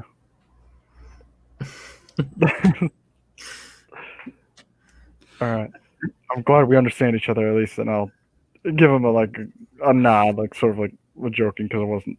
Yeah, just a little wink and a nod, and we'll head on our way. Yeah, I was totally kidding there, buddy. No. You got. No, I probably will try and kill him if something happens to them. You're like, no, I'll burn it all down to the ground if anything happens to the people I care about. And it will be slow. But anyways, we're on a journey. All right, and off you two go, heading south to the Wizards of Wine winery. Oh boy. We'll come back to you two later. Yeah. Fine. Daisy, Yep. you are awoken as you hear somebody kind of barge their way into the toy shop. Minsky! Where are you, you fat, lazy sod? She's still behind the counter where she was asleep, right?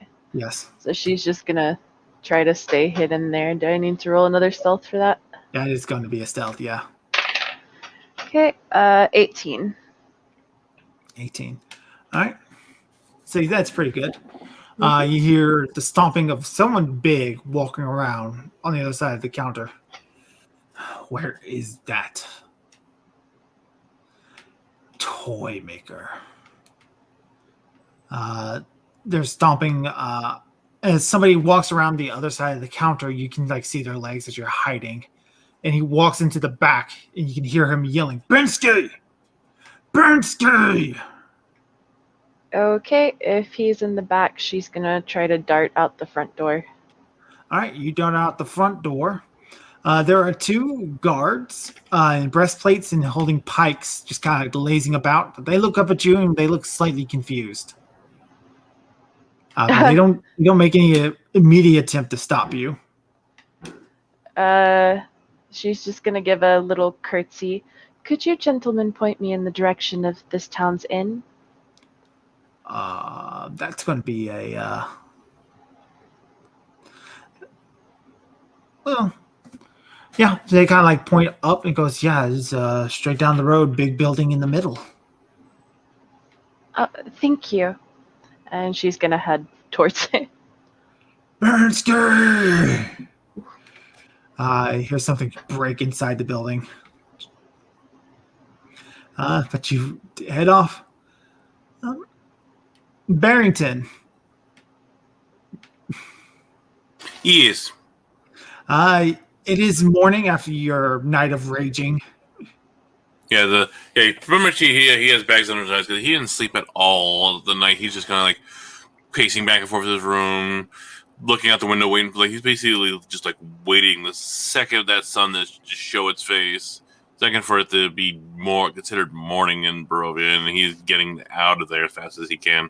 All right, so you, the moment daylight starts to appear over this overcast sky, you grab your luggage and you're off. Yeah. Right. They said morning. He's not. He's taking them at their word, and he's like. All right. So, what's your big plan to leave Barovia? I assume this town has some kind of like barn or something like that, right? There is a stockyard. Yeah. All right. He will give as much gold as he has to get a horse with a full on. If possible, get me out of Barovia. All right, so you go up to the stockyard. You're getting a horse. Daisy, as you're walking through, you can see there's a ragged Barrington yelling at this stable boy. So you've caught up with him. Master Barrington. Are you all right? No, I'm far from all right. They need to get out of here. Need to get out of this place. I see. Well, she does a curtsy. I have been sent to give you a formal invitation to Castle Ravenloft. Well, you could tell your Lord Strahd that I humbly declined. Like, move it! Like yelling at the boy. I had thought that you might. However, the second part of my order is that I am to accompany you until you make your visit, as your maid. Well, I plan on leaving, which I imagine goes against your directive. It might, if you manage it. What do you mean by that?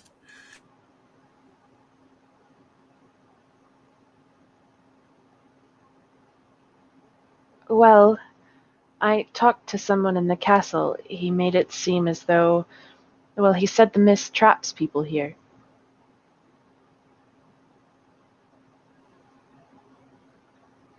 Yeah, he's like, I've heard of that, but I also heard that the Vistani can get through it, apparently, or something like that. I don't care. I'm going to go see them, and I'm getting out of here. Well, my directive, as you put it, was to accompany you and act as your maid until such a time as you take up the invitation, so I suppose I'm going with you. You know what? Fine. And he'll eventually just, like, get to the point where he just, like, they just start going to where the Vistani are, the Vistani camp is. All right. So it is morning, so you are allowed out of the town. You were told that the closest Vistani camp to Vallaki is just directly south of the town. Yes, that's where he's heading. So about an hour of this walk on horseback, you come to this small hill where all these little, almost like hobbit hole hovels are built out of. Circling around the top of this hill are the beautiful colored wagons of the Vistani.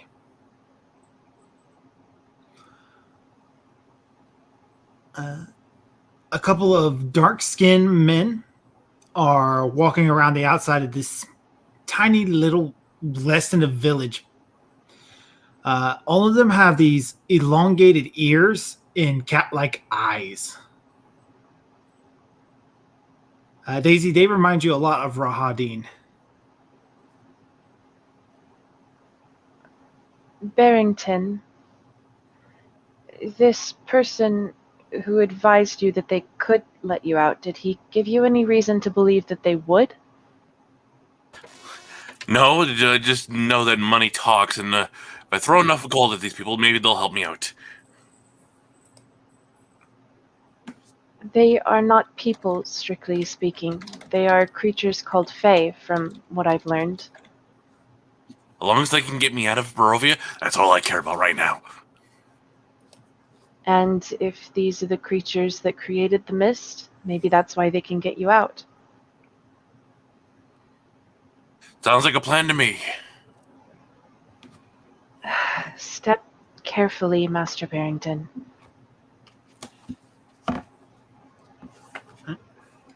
He'll dismount and like walk his way towards the camp.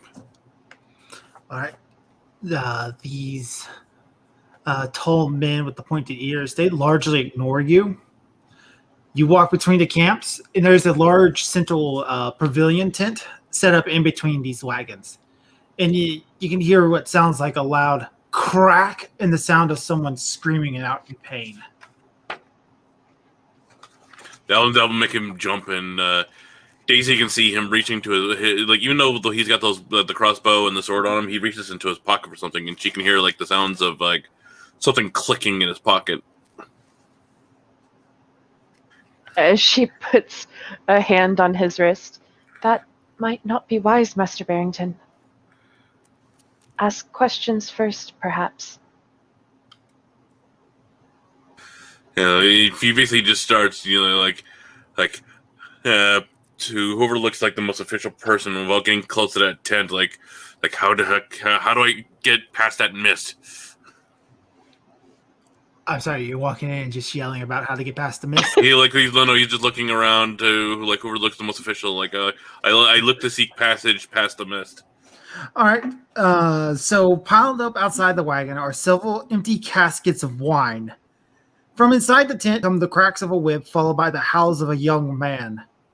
3 sputtering campfires fill the tent with smoke, and through the haze you see 6 Vistani passed out in various places on the dead grass.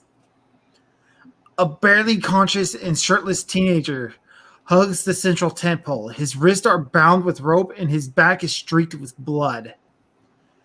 An older, larger man in a studded leather armor lashes the young man with a horsewhip, causing him to scream again.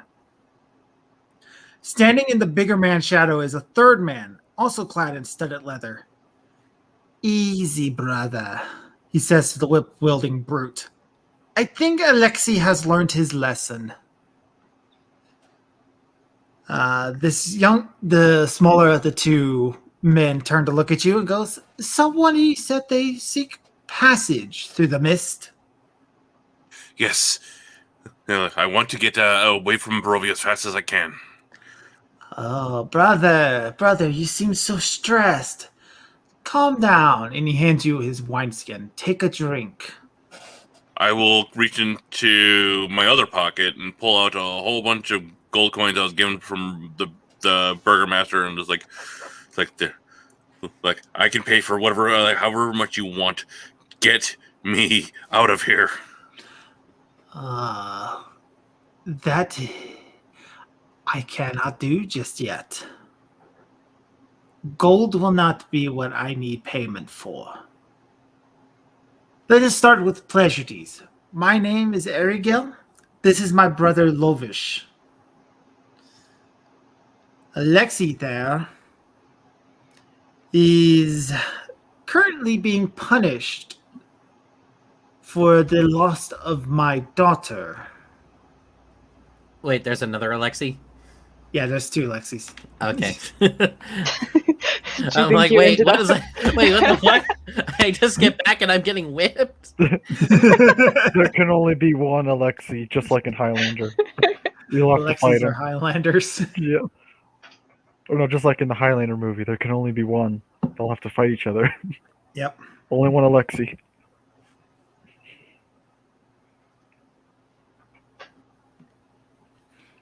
So if I find this daughter, you will give me passage out of here.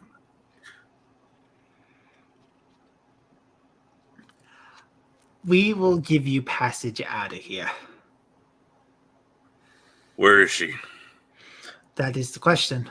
We have scouts looking for her, and the elves are helping us as well. What is this? Apparently- Go ahead. I'm sorry? What is this one told you, motioning to the one being whipped? That he was supposed to be babysitting her, but she snuck out while he was drinking. What does she look like? Young girl, 8 years old, black hair. She was wearing a purple dress at the time of her disappearance. Right. And I have your word. I do this. You will get me out of here. We will give you the way out through the mist. And without really even so much as saying goodbye, he immediately just 180s and right back out the tent. Barrington, What? if I might intrude, this young man, this Alexei, if he was her babysitter, then that means she's familiar with him. If we find the girl, we're both strangers and she'll be frightened. She's going to turn to the guy that Barrington was talking to. Would it be permissible for us to bring this Alexei along with us? No, he still has to take his punishment.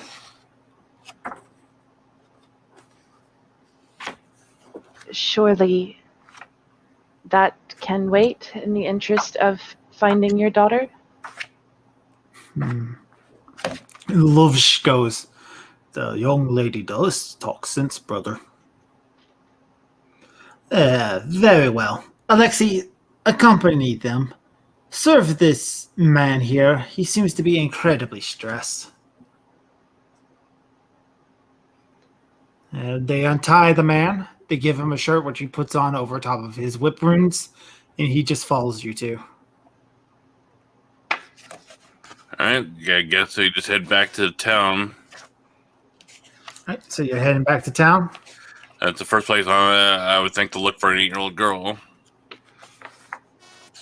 All right, so how are you going to try to find her?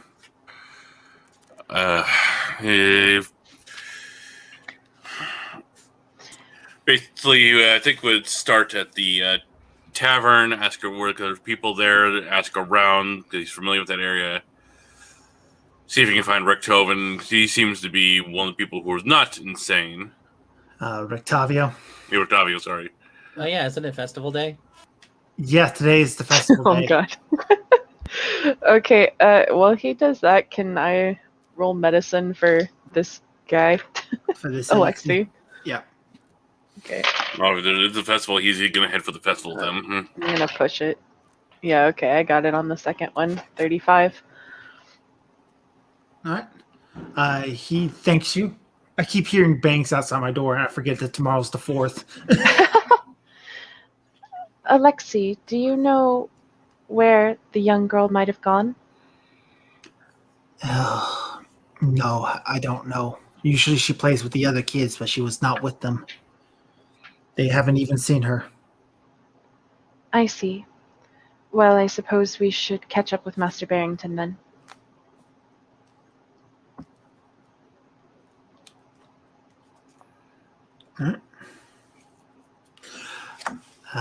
Barrington, you are going to you're still trying to find this little girl? Yeah, basically, if there's a festival, he's gonna go towards the festival, trying to find this girl. Yeah. So there are no children have gathered around yet, and the preparations for the festival are still being set up. You can see a giant wicker sun is being set up in the middle of the town square. Guards guarding it. It is starting to rain as well, like this big heavy mist. Are there still signs up like there were before that say that children's attendance is mandatory? Is required, yes. Those signs are all over the place. The sun is where they Barrington- go to burn. Barrington, do you know why the children in particular are requested for this event? I don't have a clue, honestly.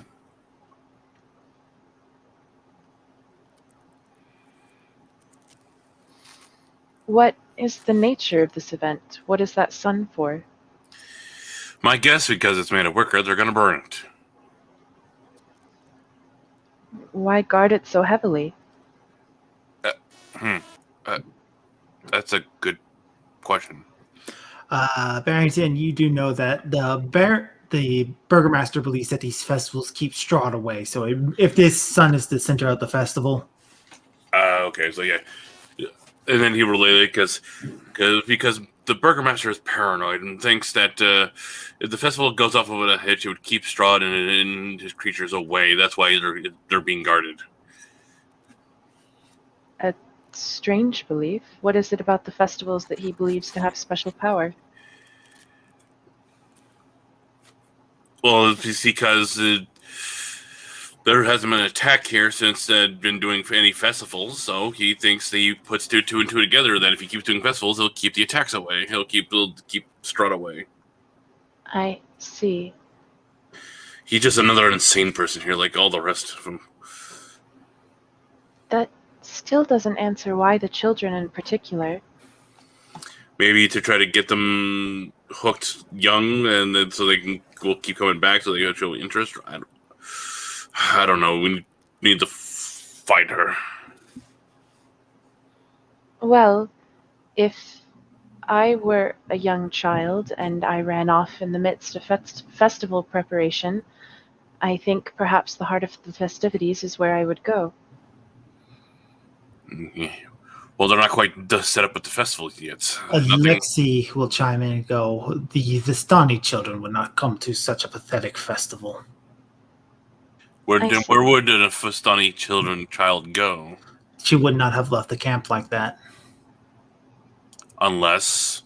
Someone took her. And who would take a child? He shakes his head. He doesn't know. Do the Vistani have good relationships with the townspeople here? We have questionable relationships with the townspeople here. But no one would be as crass as to steal a child. He does not answer that question. Who?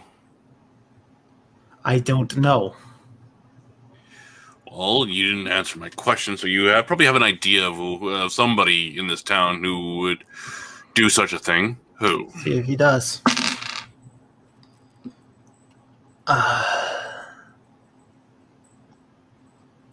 There was a man, I believe his name was Bluto.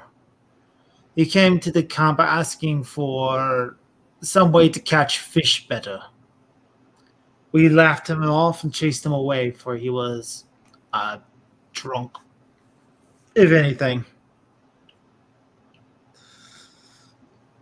But surely that would not be enough for him to capture a child.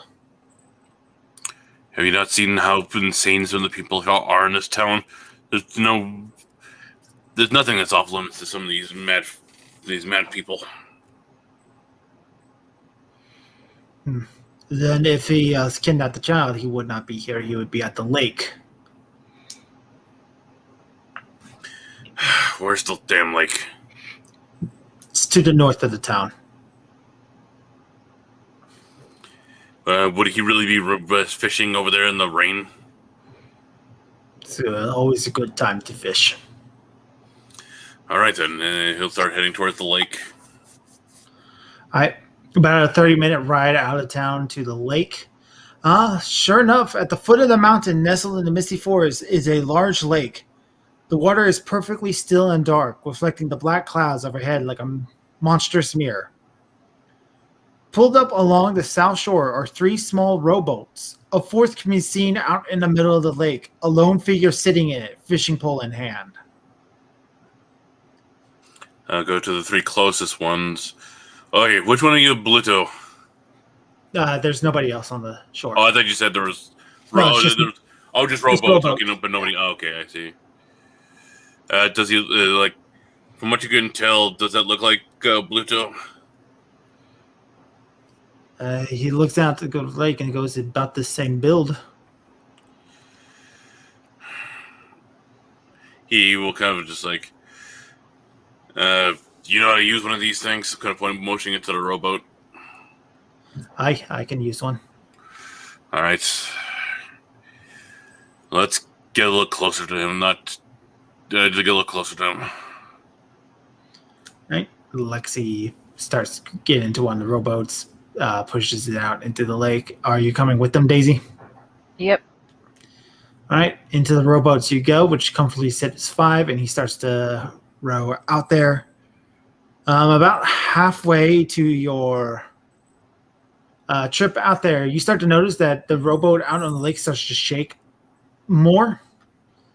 As Bluto starts to stand up, and he looks like he's messing with looks like a sack in the bed of his boat, roughly about child shape and squirming. Double time it now. Alexi starts to paddle harder as Bluto is lifting up this sack over his head, and it looks like he's about to toss it out into the water. About how close would you say we are? Depends on what you want to do. Let's see here. Does handguns have a range? I believe they do. What type of handgun are you using? 32. No, it's 15 yards. 15 yards? Yeah, you're within that range. All right, Daisy sees, instead of going for the crossbow or the sword, from his pocket, he pulls out what looks to be a handgun. Takes aim as best, and because he's not the one to try to kill, he's just gonna yell at Bluto, like, to put the bag down, or he will fire. All right, Bluto tosses the bag into the lake. All right. Does not even look up at you as he sits back down and grabs his fishing pole.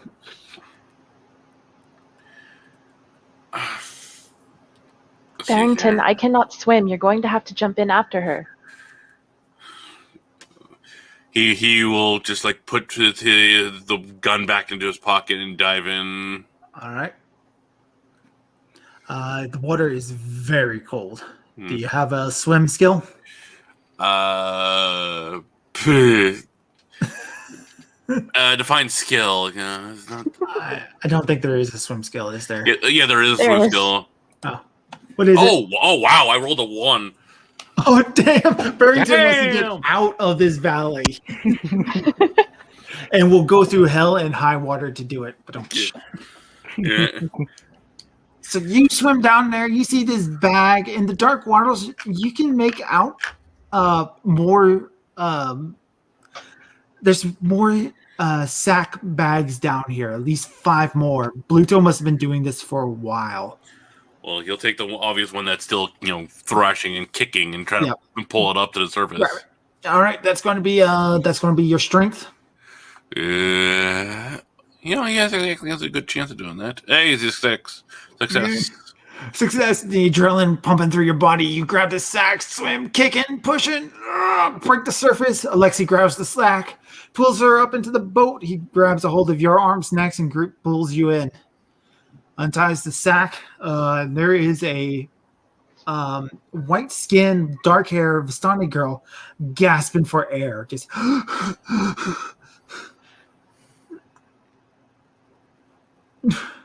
Are you all right?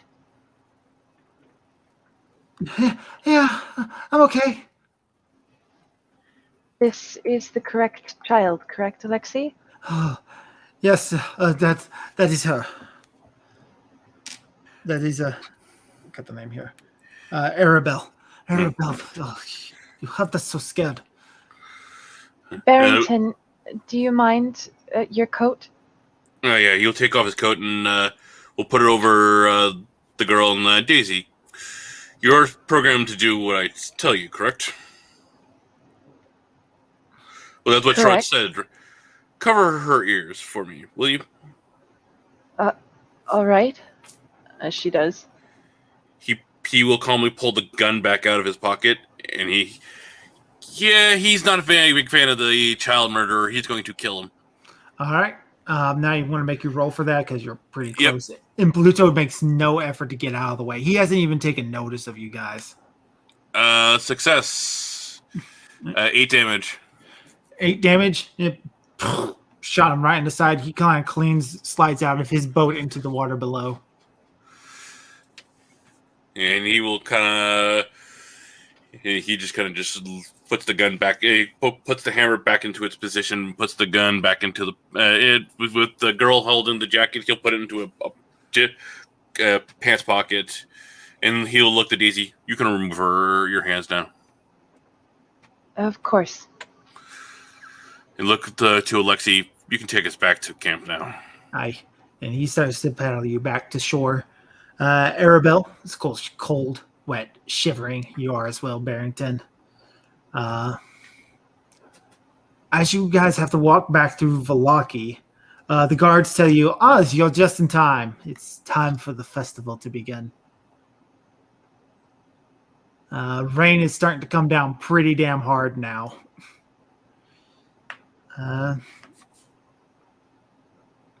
As you make your way through town, you have to cut through the center of the square to do so. You can see what looks like a small parade of the guards walking the burgomaster through the town, and he is holding over his head this torch, which is just sputtering and throwing a fit, trying to stay awake.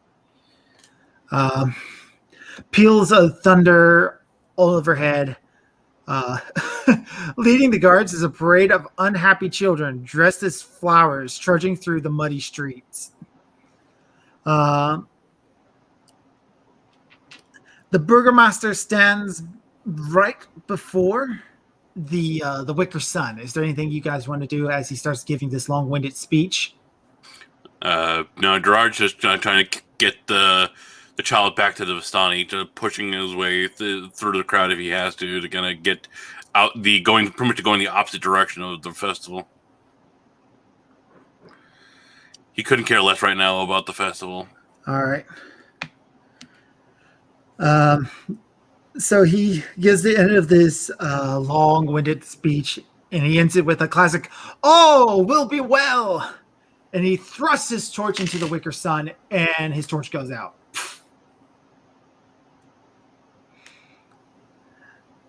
A single laugh erupts from the crowd, and the burgomaster looks in that direction, which is a guard that you were walking behind right at that moment, Barrington.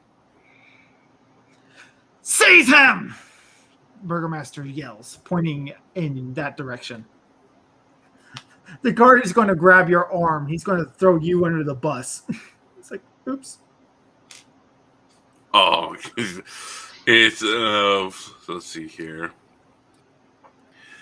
Combat skills, not the greatest. Let's see, what can he do here? Well, we're not alone. It's not just the guard and us and right? There's quite a bit of people around us, correct? Right now? Yeah, there's like a big crowd of people. I was like, I wasn't the one laughing. It was this one here. I'm trying to persuade the crowd to turn on the guard who tries to grab me. All right. Do your fast talk. Can I use a persuade? Yeah, absolutely. Success, 34.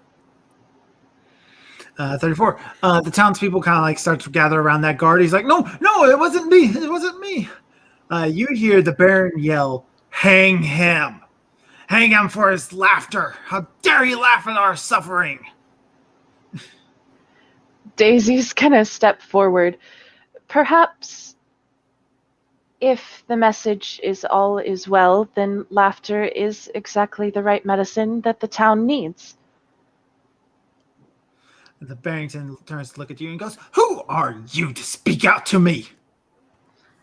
She gives a little curtsy. My apologies. I am but a humble maid in the service of Lord Barrington. Stepping However, around the burgomaster, Ezek, which you recognize, Barrington, is looking down at Daisy. Daisy, that's going to be a sandy roll as you're looking at this demonically armed man. 79. Why can I never make sanity roll? It's fine. Have you lost like half your sanity at this point? Overall? No, even overall, no. Wow. But I started the day with 48. I'm at 43. All right, so that's another 3 points lost. I'm fine. Okay. I'm fine. I'm fine. It's just... This is fine. And he is walking up to you. In his But what does he count as, by the way? Sorry. Ezek, he's his own thing. Just Ezek. Okay. Yeah. And he seems to be absolutely stunned at looking down at you.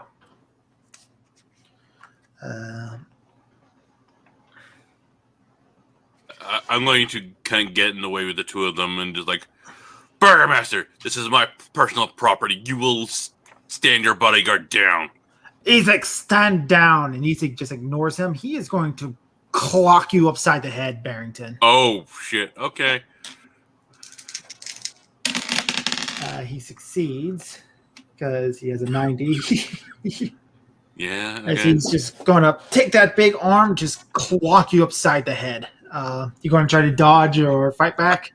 I don't want to piss off the Burgermaster, so I'll try to dodge. All right. So that provides him a penalty. All right. So I think that's what that do. I failed my dodge, so he hits me. Yep. So he hits you. He does some pretty hefty damage to you. Everything goes to hell. Everything is going to hell.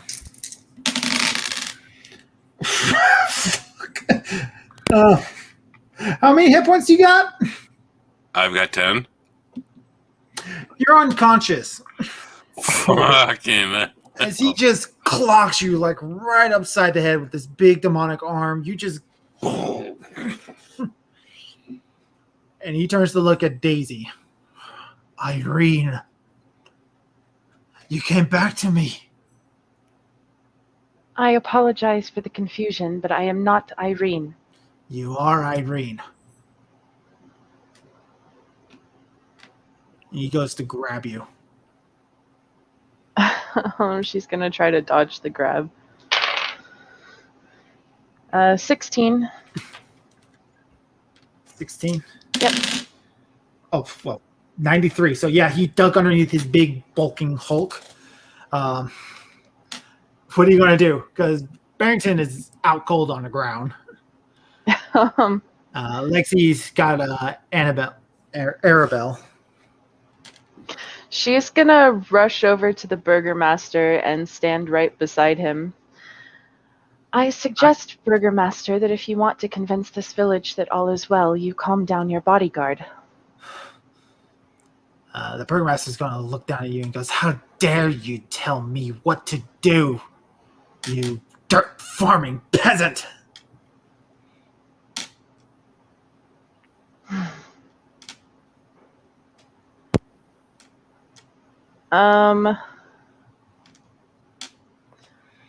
She's going to. Actually, I may be a peasant. However, I think you are well aware that Lord Barrington is not. No, he is not. I'm going to let you make a persuade.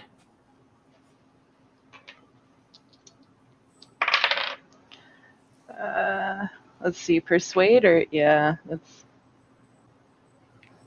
What even is my persuade? 10. Okay, so no, I failed that. No. And he's going to growl and goes, "Lord Barrington tried to stand before Ismark. Not Ezek. Made his own choice. Ezek, take this girl. Arrest her." Ezek's going to motion for the men to men to surround you as a couple of men with pikes kind of come up around either side of you, Daisy. "Put Barrington in the stocks. Put the guard who laughed in the stocks, so I'll handle this out later."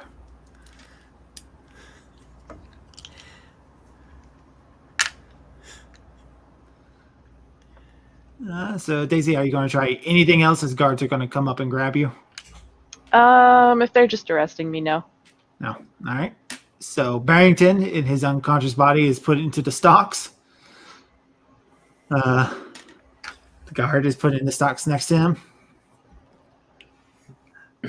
You can see Alexi and Arabelle kind of like just fade away into the crowd as you are being led up to the burgomaster's manor. We'll come back to you in just a moment. That quest will turn in itself. Yeah. Daisy, you may have doomed you all. You're all. Oh my god. You guys are trying. This is a bad situation. Oh my It's god. getting real. Yeah. Barrington, you eventually are woken up by the realization that you are completely drenched. What happened? You are currently locked in this stock. Of course, hanging basically by your wrist and your neck, down on your knees in this wooden thing, unable to get free. What is the meaning of this? There are two guards standing watch over you. The one next to you is also occupied by the guard who laughed. You dare arrest me for standing up for my property that was about to be assaulted by the burgomaster's bodyguard for no reason. The guard who's next to you locked up and goes, "Spite is a crime here in Vallaki."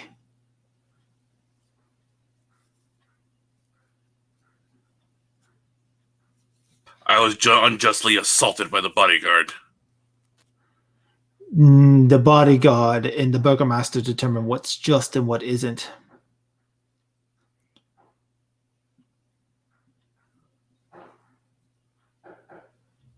Let's see, I can't really do much in this situation. That's when you hear your lock start to wiggle.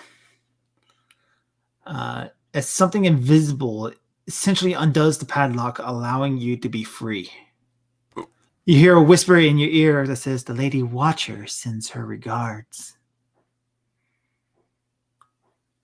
Okay.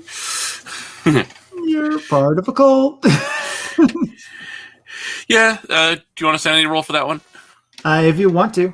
You know what? In his current state, wanting to get out of there, and that. Oh, that's a failure. All right, so I want you to put Imp 1 down. He's just like, oh crap.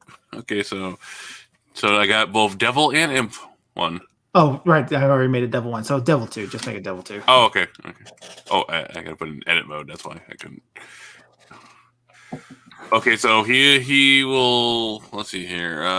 In his current state of panic, he's not really going to give a crap about Daisy or anything else. He just wants to get the hell out of town. As soon as he's a man who thinks he cares for himself. So he's going to wait for the guards to kind of get to a position where they're not going to be watching him. And then when the second it rises, he's going to kind of slowly get out of the stocks and bolt. All right. The guards. So you wait for like another hour, trying to just patiently wait for your moment to get out. That's when a loud roar somewhere else in the town gets the guards' attention. And to your surprise, a tiger of all things walks its way across the middle of the town, chasing a group of screaming people. Okay, yeah, that's a good cue to get the hell out. The guards go chasing after the tiger, leaving you alone. Yeah. Yep, and I am going up to where the Visani tent is. I'm getting the hell out. Quickly, I need you to make a luck check to see if guards at the gate are gone. Okay, luck. Give me a second. That is that one. Success! Hey. Yay! So the guards at the gate are gone. It allows you to get out through the gates easy enough. Goodbye, Miss Daisy. Goodbye, Barovia. You get to the Vistani camp. What are the names again? Arigel and Lavish welcome you and goes, "Hey, you got out." Alexei told us what happened at the festival. Yeah, he's got like rubbing his face. He's got a giant like black eye. Just like, I'd rather not talk about it. So, I guess you're here to collect your reward. A deal is a deal, isn't it? A deal is a deal. Here. And they give you this vial with a sickly green potion inside of it. Drink this before you go into the mist, and it will not touch you. And he's gonna run off with a holy symbol too. Oh, we're fucked. Oh my god. And don't never trust a con man. Oh. Let's see here. In his current state, yeah, he's not going to question it. All right. We have your horse that you lost. Would you like to have him back? Sure. I imagine it's going to be a long journey. All right. We wish you well, Barrington. Thank you for all that you've done for us. All right, and he's going to hightail it towards the mist, and when he gets close, he'll drink the potion, see what happens. All right, so you spend a couple of hours just riding. You ride through the village of Barovia. You're getting out of here. You eventually find the gates, and they start to creak open, and that's when you hear another rider behind you. Oh, crap. Hey, he's going to hightail, he's going to put on the speed as best he can. Do you look behind you? Nope. Nope. Where are you going, coward? You hear somebody shout, but you do not look. You're approaching. This wall of mist rises up ahead of you. You drink the potion. Yep, right. All right, you drink the potion. You ride into the mist. I need you to make a Constitution save. Oh, God. I knew it. Success. Success. So you ride. The mist is not getting any thinner. Is it getting hard to breathe?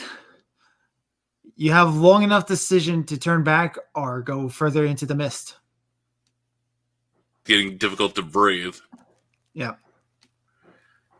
I've seen that I'm struggling to breathe, and I will return. I don't know what else to do. All right, so turning to breathe. The moment you turn around, you're right back on the other side of the iron gates. The rider is slowly approaching you. He'll quickly grab to it into his pants pocket to pull out the gun. All right. Cresting just beyond the tree lines over this small little rise, Strahd von Zarevich atop a black horse with a mane made of fire. Okay. Oh shit! Oh no! Rides into sight. Are you going to shoot him? Let's see. So Well, he's first off, you're going to need to make a sanity check. that's what I thought. Oh, what did I lose? What sanity did I lose for the earlier one? Because you didn't tell. Oh, right. That was for the Ezek. Ezek. Thank you. 3. Oh, okay. All right, so another one. I'm down to 6. Hey, I succeeded that one finally. All right, so you succeeded one. Now roll another one. Oh no, that was for the Strahd one. Oh, for Strahd. Yep. So you need to roll another one for his horse Oh, okay.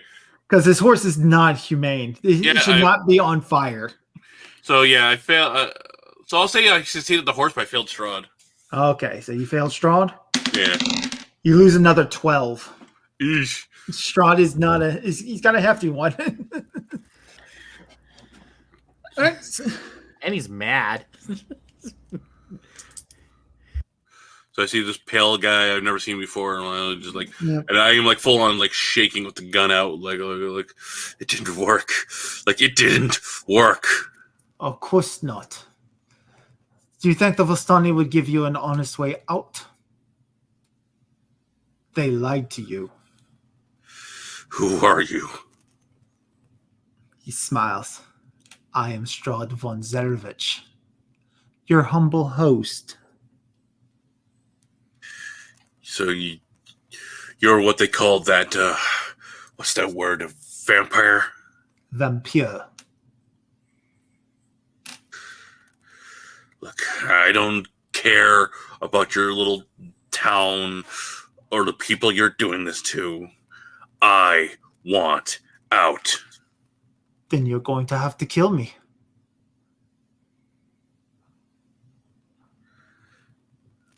Okay. He actually holds his arms out to make the shot easier for you. In his current state, yeah. All right, so yeah, he will shoot Strahd, because he doesn't know what the hell a vampire is. He knows what the word is. He doesn't know what it is. So yeah, he'll shoot. All right. And, failure. So it's a failure. Yeah. Like how bad of a failure? Like your gun. I rolled 93. It didn't jam. The only malfunctions on a 99 or higher. So Strahd looks at the tree behind him that now has a hole blown in the side of it. He turns to look at you and goes, "Would you like another shot?" I mean, my dude is panicking. Here, let me get closer. And he starts to ride up towards you. Oh, yeah, he just starts. He'll. Let's see here. One attack for 3 shots, so he gets 3 shots. So he's going to use the other 2 shots. Then as he gets getting closer. Yeah. Oh, okay. The third one is a success. It's a hard success. I rolled a 6. All right. So the second one goes flying past him, but the third one finally connects. All right. So roll damage. 7 damage. 7 damage. Strahd falls out of the saddle of his horse and onto the ground. I immediately look behind me foolishly, check to see if the mist is still there. The mist is not there. And when you turn to look back, Strahd is standing up, brushing himself off. You can see that it has left no wound, no blood, only a hole in his clothing. Well, but you said the mist is there? Yeah, the mist is still there. Okay. I thought you said it wasn't there for a second. I misheard. But Strahd yeah, he's just slowly fixing himself back up, fixes his collar, very gentleman-like. Now, would you like to see what I can do? yeah. Let's see here. In his current state, he is freaking the hell out. Like he's just like his like hand on the run of the gun is trembling like crazy. He's just in shock. Doesn't really say anything. He's just in pure shock, frozen. All right. Strahd is going to come up. He's going to grab the reins of your horse so you can't just ride away. He's going to grab like the belt, your belt, and he's going to just pull you out of the saddle of your horse. All right. And then he suplexes the horse.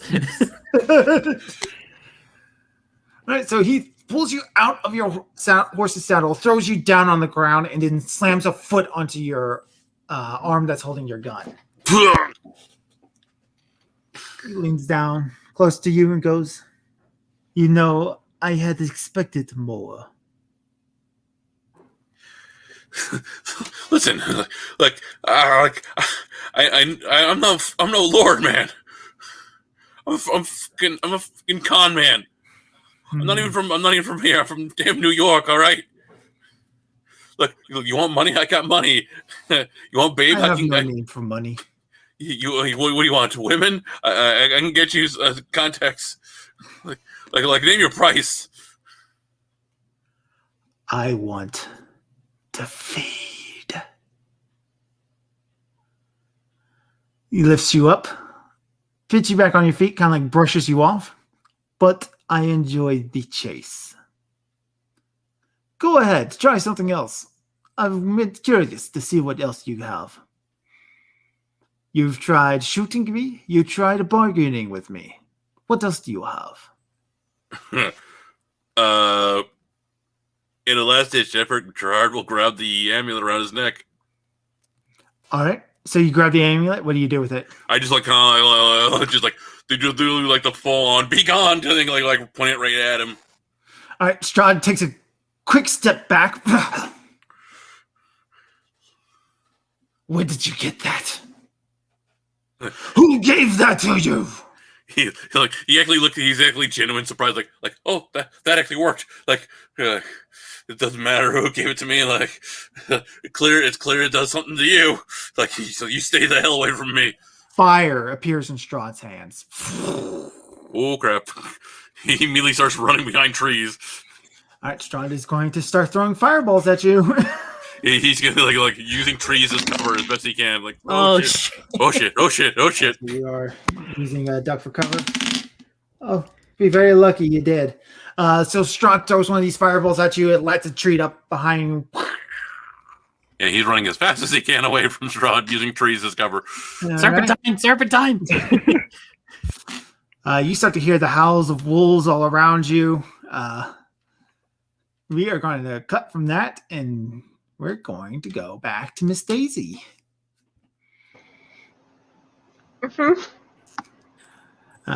So you, the guards have led you into this manor, up to the second floor, and have shoved you into this room you were not expecting.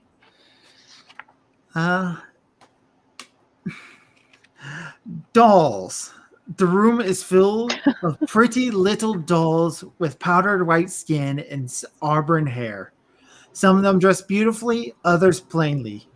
Some of the dolls fill a long bookshelf, others are arranged in neat rows on wall-mounted shelves. Still others are piled atop a bed in a heavy wooden chest. Most odd is that all of the dolls, apart from their clothing, look the same. They all look like Irene Coriander.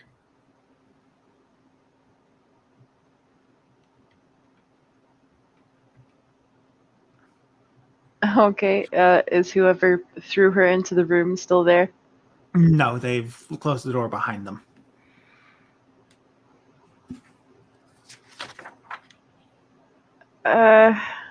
Alright, she's gonna start looking around. Is there a window? No, there is no windows to this room. Okay, and she's gonna go to the door and gently try the doorknob. Locked.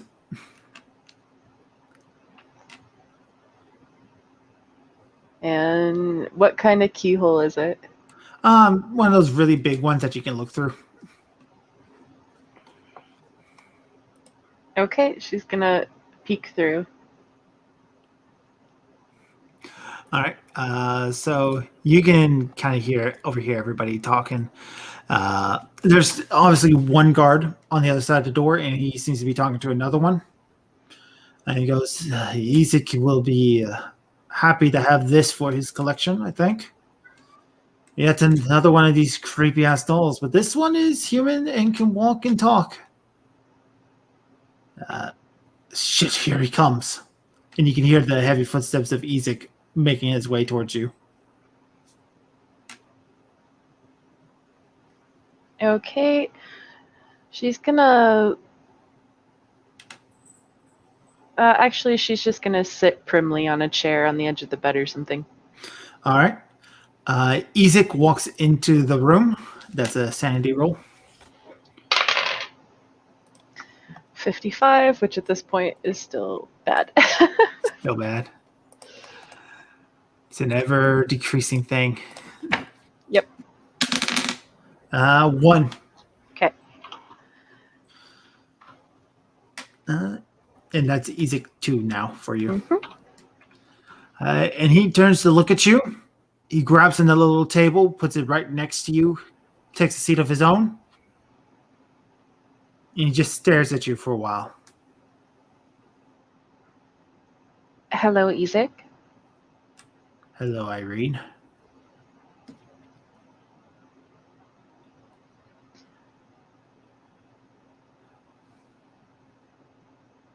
So, what exactly is it that I'm doing here? Just kind of looks at you for a long while and goes, "Why did you leave me?"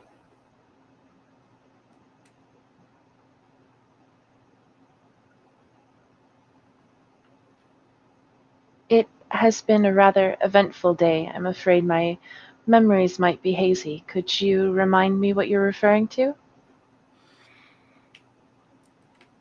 We thought we lost you in the woods. We thought you were gone forever.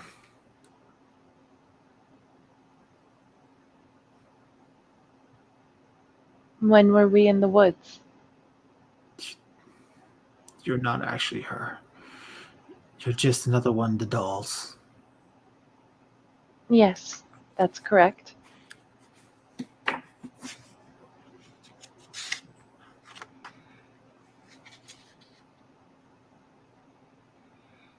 You have a lovely collection.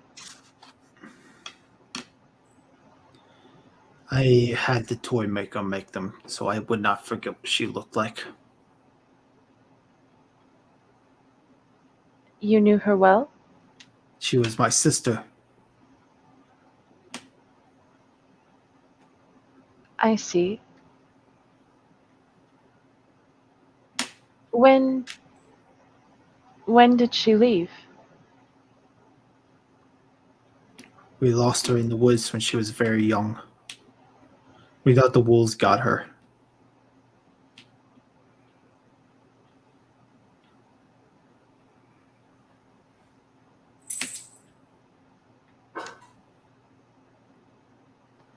So you had these dolls made because you missed your sister. Yes.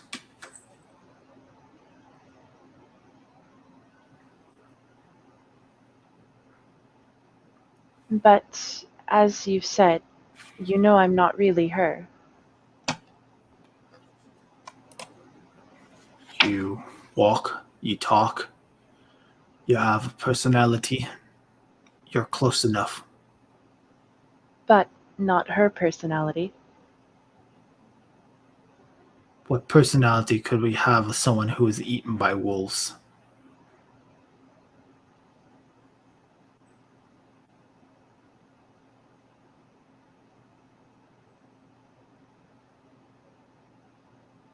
Ezek,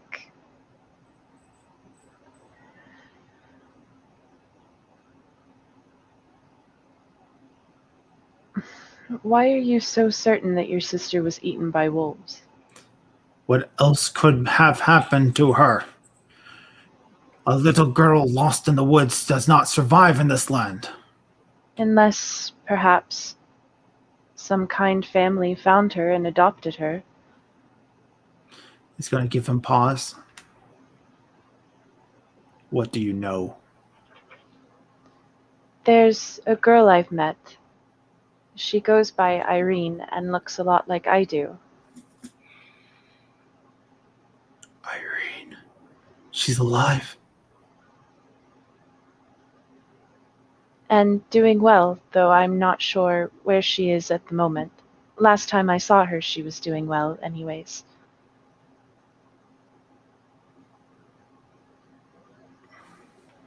Where is she? I'm sorry, but as I said, I do not know. Where is she?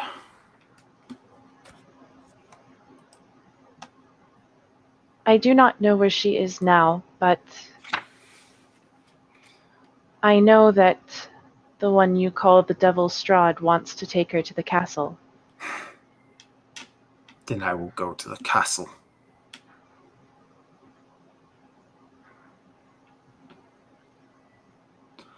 He stands up.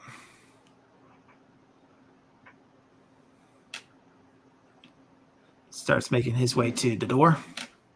Isaac, He'll pause. I am not like these dolls. As you said, I have a personality, and my friend, well, last I knew he was unconscious and being arrested. If you're going about your business, might you also allow me to go about mine? You are allowed to do what you wish, but you are not allowed to leave the town. And he opens up the door and he walks off. Okay, she's gonna leave and go try and find Barrington. All right. Before you leave, you can hear what sounds like a great deal of commotion between Isaac and the Burgomaster, which ends with a scream from the Burgomaster and a couple of different shouts from all the guards. Do you want to leave out the front where Isaac went, or do you want to go out the back? I think I'll go out the back. Yep. So you go out the back. The town is just erupting into chaos. All sorts of craziness going on. You make your way to the town square where Barrington is gone, but the one guard is still locked up. Okay, she's Is it one of those things where I can literally just lift a metal latch to let him out? There's a padlock on it, though. Otherwise, it would be the same thing. Yeah. Oh, there is a padlock, though. Yeah. Okay. There's no guards with the keys, so unless you know some way to pick locks, Can I use sleight of hand to try? you can use sleight of hand. I think locksmith might also be a skill particular to that. Or Oh, is there? yeah. You could also try to just hit it with a rock. Yeah, I think I'll try that. All right, so that's going to be a brawl.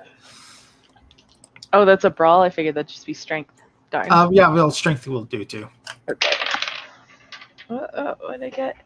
And I got a 9. Wow. Wow. Which You is good found a because I'm big not rock. actually very You strong. found a good rock. You found a good rock. This is a very good rock. It's not just a rock. It's a It's a boulder. boulder. It's a rock. A big, beautiful rock. So you grab the rock, and Dwayne Johnson just rips this thing apart. He just so you grab a rock, you hit the rock a couple of times. You manages to pop open, and the guard gets out of it and goes, "Oh, thank you, miss." Of course. Tell me, did you see where Gerard Barrington went? He took off when the tiger showed up. Ah, There's a what? I don't suppose you know which direction the tiger is in, do you? No, I don't. He's looking around. He doesn't have a weapon to defend himself with. He grabs a rock. He was looking for a way out. He must have ran towards the mist. Well, then I suppose that is where I'm going as well. Take care of yourself. Try not to laugh at any more crazy burgermasters. I have no plans to. Okay, she's gonna head off towards the mist on foot. All right. And we will come back to you later. Mhm. Oh, man, a lot is happening. No, not a lot of it good. Oh my goodness. Entertaining. Yeah. So, Matthew and Alexi, you two have been having a pleasant, wonderful stroll through Barovia. Oh, that's good. and not getting maimed. Not getting maimed and chased by Strahd. Well, we were chased by a vampire spawn, but yeah, it's not Strahd. Nope. But it Yes, didn't yes. hurt. It didn't hurt you. No, I got Or you. lucky. Oh my god, yeah. Wow.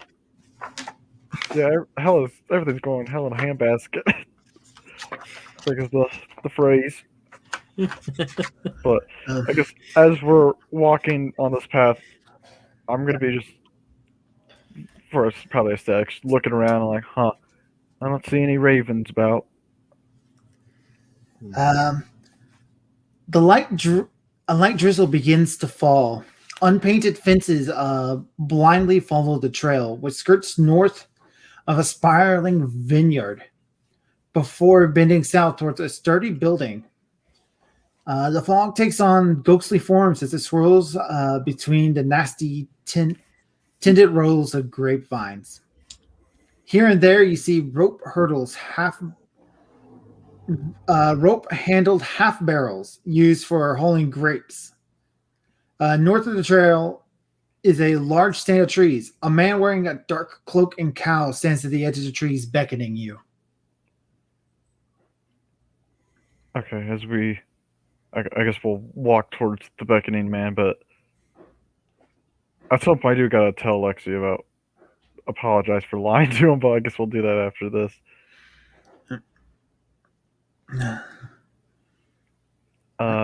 Pardon me, sir, but are you by chance the man we need to collect the wine from? So in this stand of trees is this man, as well as a couple of other people wearing dark leather rain cloaks and cowls. The older man, the one who motioned for you, tells you, turn back. The winery is dangerous. Why is that?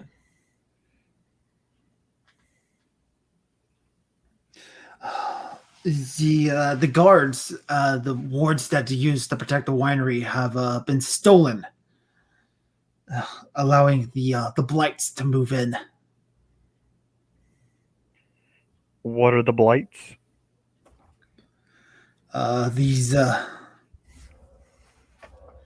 living vampiric plants. And your guards have been stolen, not kidnapped, stolen. Stolen by the druids.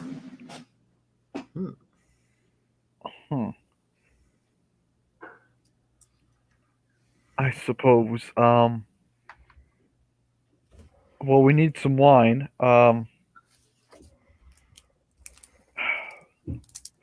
Damn my conscience. Do you know where, by chance, these guards are maybe held prisoner? These wards. Not guards, wards. Wards. These gyms, one has been taken to Yesterhill and the other one to Breeze. If we had just one of them, we'd be able to chase the blights away. And where are they in relation to us? Yesterhill is southwest of here. It's about an hour that way. But you can't be thinking about going to get those. Well, we need the wine, and if your wards are in trouble, we have to help in some way. One of the other men in this group of trees, he steps forward and goes, "Father, if these are outsiders, these are the outsiders that we've been told about." Which the older man is going to look at you and goes, "If you're going after the wards, are you armed?" He is. Oh, Well, yes. so am I. I just kind of pull out a gun or whatever, but I'm like, yeah, we got something. Yeah, we're armed. I just casually like, yeah, we're armed. Then perhaps you'll be able to pull off the...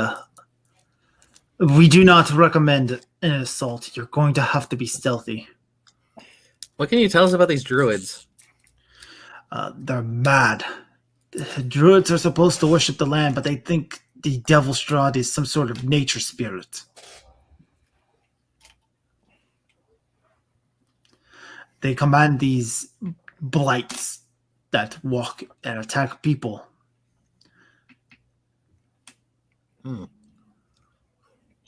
Interesting.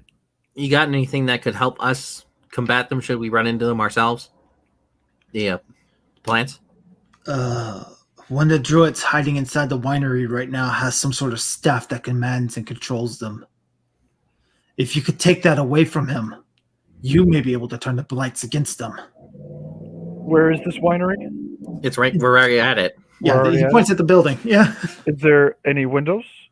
By Oh chance? yeah, there are a number of windows all around the thing. All right. Well, I brought the rifle. I have a range of 110 yards. If I ever spot him in the window, I could maybe perhaps snipe him. Do you know? Yeah, let's see. I am not good at stealth at all. I'm trying to think if there's anyone who could be able to case the building to see if they can try to find said druid. I have stealth of 55. Well, I guess you're a better candidate than I am, and I can stack up by the front door. Oh boy. Oh, druid powers. I'm not sure, but let's just see how this goes. All right, I can stealth up. They try and get inside if you want to. I was actually no, not. I'm thinking like find a good viewpoint by one of the windows or something like that, and I can try to draw him out and then pop. All right, I like that idea. So I guess I'll find the best place to be to try and snipe him. All right. So you're trying to find this druid through the windows? Mm-hmm. Druids do not walk by the windows, but you can see movement of something smaller inside, but you can't make it out. Guys are going to have to go inside the building. Well, I'm drawing them out. That's what I was saying. Oh, so you're going to draw them out? Yeah, I'm gonna. Yeah, that's what I was like. Yes. He gets a vantage point. I draw them out. Mm-hmm. And I'm going to start blasting. All right. So you. I mean, like, let's see. They think of Strahd as some sort of nature spirit. So I'm gonna just start calling out, like, I'm just gonna knock on the door and be like, "Praise be to our Lord and Master Strahd." I mean, Roll a deception. is there? Yes. That'd be what the hell? I don't think there is a deception. Because you're a Vistani, and the druids will probably actually think you're one of Legit. them. Legit, yeah. I think that might be persuade. The deception would be more like fast talk, I think. Fast talk, yeah. Fuck. I have persuade. I'll allow persuade. Thank you. Because that's a 56. I'm pushing that because that was a 97.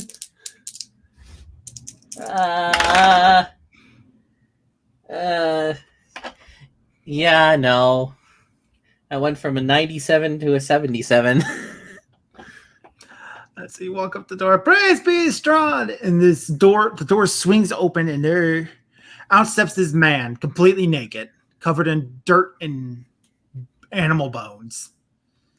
As he looks at you and yells something, waving a staff over his head. It's that the staff that they were talking about? You don't know that. Oh, I don't know that. But Moore has a sight on him. If I have a sight, I'm going to take it. Hey, it's like I failed, but it worked. He's okay, about to say something. All right, headshot. Let's go. Fuck him up. 18.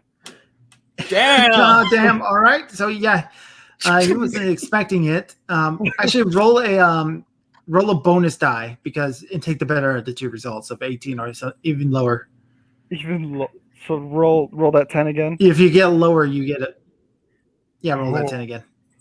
Oh my god! Come on, could I use luck on it? You maybe. might.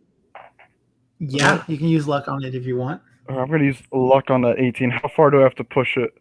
I mean, you got the hit in already. you got I'm just saying it. I'm seeing if you do. What's your firearm skill? Firearms, rifle, shotgun is 95. So that's an incredible success. So 18. That's an extreme success. So you will do extra bonus damage too. 19. Yeah. Okay. Holy shit! So you do the thing's damage plus the damage again, I believe. Okay, so 2d6 plus 4, and then 2d6 plus 4 again. Oh, all right. See how this goes. So first time, 2d6 plus 4. 46 plus 8. No. So that's 10. So that was terrible, but we'll see how this one goes. Oh, shit! 12, 16. 16 total? Well, 16 for the second thing. And so then, 26. So that's a headshot. Headshot. So you take off half this druid's head as it falls backwards. Alexi, you can see inside this mass of twigs and plant life just starting to spill out and forward. You're going to need to make an insanity check. Okay, please not be a shitty roll. I'm pushing that. Fuck. I rolled a 60 out of 52. Yeah. Oh shit! You lose 6 sanity points. Okay. 1, 2. I put blight down once. All sorts of different horrors for you to face.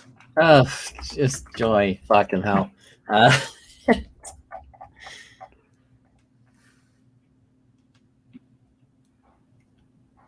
Yeah. Let's see. Is he dead? The druid? Yeah, he dead. Oh. I immediately grab the stick. All right, and what are you going to do with it?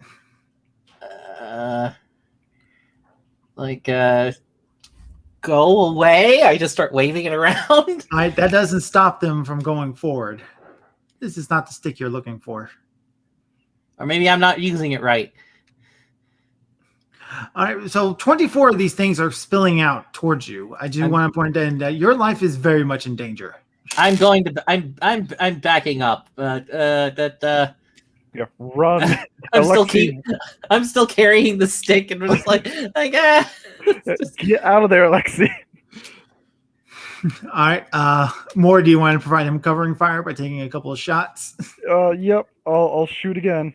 Fuck. Get out of there, man. All right, just roll to see if you hit, because these things don't have a lot of hit points. Okay. They're weak, but there's a lot of them. 12. That's another hit, so you take out another one. So there's only 23. Oh. How many shots around can you get with that? For the rifle, only one attack. For 110 yards. All right, Alexi, you're going to need to make a Constitution save to see. Not a save, Constitution check. That should be fine. Because it's my con is 70. I'm spending my fucking luck on this because No, you're not. Because I rolled a 99. So I rolled a 78. Yeah, they are so fucking far behind you, though. I rolled 99 to see if they caught up. So you're just, oh dear. So you're allowed to try to do something to try to save yourselves. Are they still coming? Yeah, they're still chasing after him. Yeah, how far? Alexi's just. Where are they at to me? Because I don't know how. I had a feel. Yeah, I thought you said you were staying in the tree line. Yeah, 110. So wherever Alexi's going is where they're following. They haven't come towards you yet. Okay, so they're not coming at me. So yeah, no. I guess I'll just. Unless Alexi's running towards you. No, I wasn't running directly towards him or whatever. Just like I'm going down the road or something like. Yeah. I guess I could just keep shooting, but yeah. There's too Right, many but of them. Lexi's just did this, so he's not getting caught yet. Yeah. Just keep running. Pretty much circles. nothing happened to make Alexi get closer to being caught. Mhm. Is there anything near that I could shoot that might... Hold on, it's Alexi's turn. Oh, sorry. Fuck. There's nothing I can do to try to slow him down. Like, is there no lantern or anything I just throw on the ground and? You want to try to Pretty light a fun. lantern? Do you have anything like a lantern or? No, I just, if there's anything I could use. I barely have anything in my inventory. Isn't there the wine grape barrel things or something? Yeah, they're meant to like gather up the grapes and drag behind you. So you can take one of those and like toss them down to the side to make a barricade or something. That'll help slow them down. I guess, and I can probably yeah, I'm just gonna try to just set it as like, throw something together to try to slow him down. Then maybe next turn, like take a pot shot and run. All right. So you're going to set up a barricade to make them to hold them off a little bit longer. Yeah.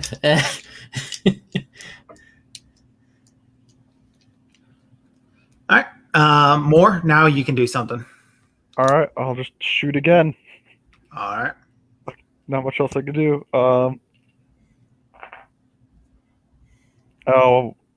10 is 0-0. What does that mean? Is that 0? That's That's a complete miss. Yeah. Well, want the to 10, push that? You want to push that? yeah, the 10 dies 0-0, and then the regular one is 1. I don't know what that means. Is that? Oh wait. Oh, it's the D10 is a 1. No, the D10 is 0-0, and then the regular, the one digit is 1. Oh, that's a damn. 1. That's That's that 1. yeah. That's a crit. Okay, I thought it was 100. I was confused. I'm like, Yeah, No, if it's all zeros, it's 100. that's when it's okay. That's when it's 100. I thought it was just it had to be 100. I was like, okay, yeah, so No, that's no. 1. All right. So yeah, that's a good hit. As you go blasting through, your bullet actually hits a couple of them. So I'm going to say you took down 3 this time. Hooray! Good. You managed to get like 3 headshots. You're really good at this. Yeah. So there's 20 left now. Yep. There's 20. Oh my goodness. You want to try to do anything else? You can like move, readjust yourselves, try to see if there's anything else coming. I guess I could quickly see if there's anything else coming or anything else like leaving the wine place if like someone else is trying to get out. I would roll a spot hidden. Spot hidden. I don't see anything. If there's anyone coming out, I don't notice. You're too busy trying to help Alexi. Oh shit! Oh shit! Police finds. The Martikov family is back in their safety in their grove of trees. It's like, oh my god, this. Mistakes have been made. So Alexi, that's going to be another Constitution. Crap. That is better. Thank you. 40. 40. All Out right. of 70. Oh, right. They got to get through a barricade. Thank goodness for that barricade. So that barricade kind of like helps slow them down as they have to basically crawl over it and each other now to get over it. So you moved another spot further away from them. Uh-huh. And I have a move rate of 9 if that matters. Yeah, so move rate of 9. Honestly, I don't quite know how the chase rolls work in the base game, so I'm just running my own thing. So I'm it's like I'll actually use my gun for once and start shooting a couple of them. Let's see. Okay, shot number 1. Bang. I am spending 2 points of my luck to make it a 40. All right. So that hits. So 19. Number 2. That's a miss. Number 3. Yep, come on. That's a 28. All right. So there are 18. Still a lot of them. And I'm backing up. Just keep running. Oh, shit. I only have 12 shots. All right. More? All right. I guess I didn't see anything, so I don't think anything's coming after me. So I'm just gonna shoot again. All right. How many bullets you got left? Oh god, I have a lot because I spent so much money on it. I think I got like 14 left. Yeah, 14. All right. Make a shot. So eventually I'll run out of these. I'll have to buy more bullets for the rifle at some point. But for now, we are safe. 10. God damn, we're really good with this. All right. Damn. There are 17 now left. Anything else you want to try to do? I guess I'll just do another spot hidden, or try to. Let's see if one of these actual good rolls will go instead for the gun for the spot hidden. Nah, I don't see anything. Oh, the 67. Like, nah, nothing's coming out of there. Let's just focus on shooting these monstrosities. Yep. Oh, I need more to actually roll a sanity because he also sees the twig bites. He's been shooting them. Yep. It's nature's walking. Oh, 28. I'm good. Okay. Honestly, the walking bushes are probably the least terrifying thing you've seen so far. Yeah. Including even my backstory. Like, yeah, this is not that. Oh, walking bushes. Oh, no. No. Ghillie suits. Yep. Probably weren't anything at that point yet. Yep. So, Alexi? Yep. Another con? Darn it, dropped one of my dice. 1 second.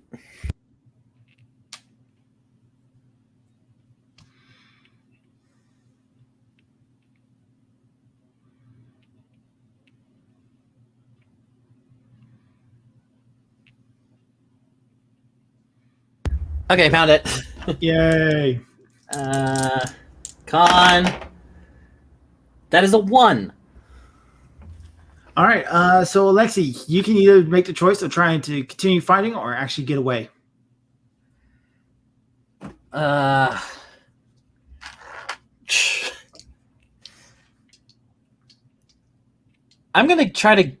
just gonna get away to see if they start crawling back, and then then I'll eventually just try to creep my way back over to Moore.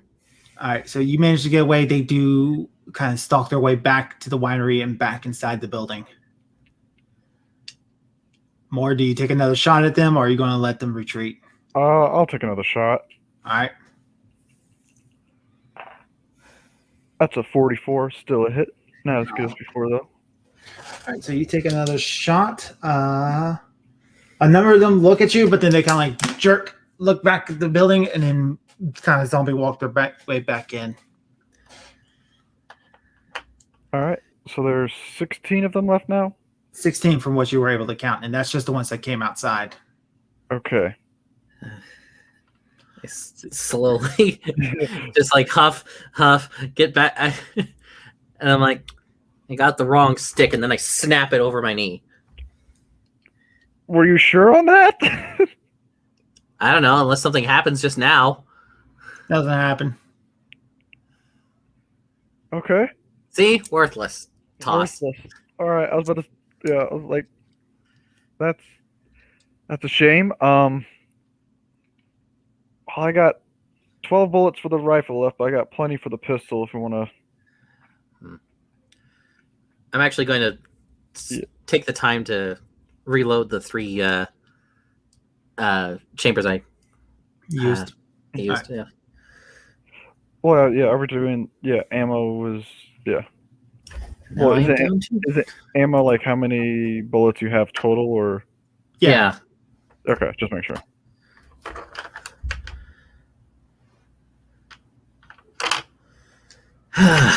Okay. Well, our targets. I don't think the same plan will work again, especially with my. Well, yeah, there's only bushes left. What can we do now? The family that you were meeting up with kind of come back up towards you and goes, "That was your plan?" Well, we killed the druid, did we not? No, You we killed one someone. druid. We killed one guy and a bunch of shrubbery. Just shrubbery. Well, plan number 2. How badly do we need that stick? Oh, if it can control the plants, we can get rid of get rid of the rest of them easier, and possibly use it to our advantage. Or you could just go and get the ward itself. 16 of them came out. 12. I got plenty with the other pistol, thankfully. I just trying to. And who's to say they can't make more of them?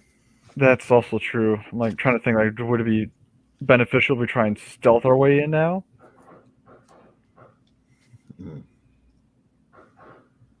Maybe climb the winery and try and get in through there. Is there another way into the house that isn't immediately obvious?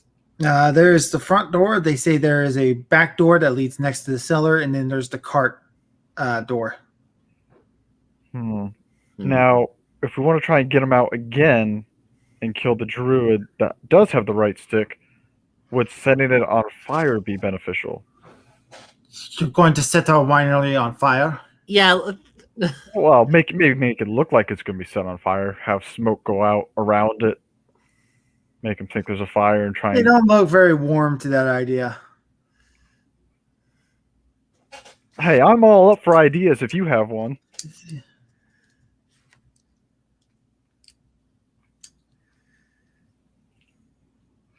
There's another door through the storage area.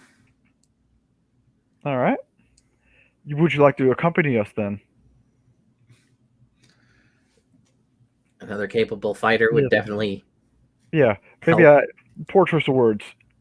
You're coming with us so you can help kill some of these shrubbery that you get discovered. They have kids with them. Well,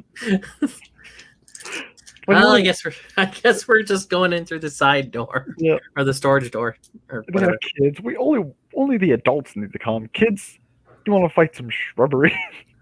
So the two older men who are here, not the eldest man, but two of the two men who are with this group, they step forward and go, "We can help with something.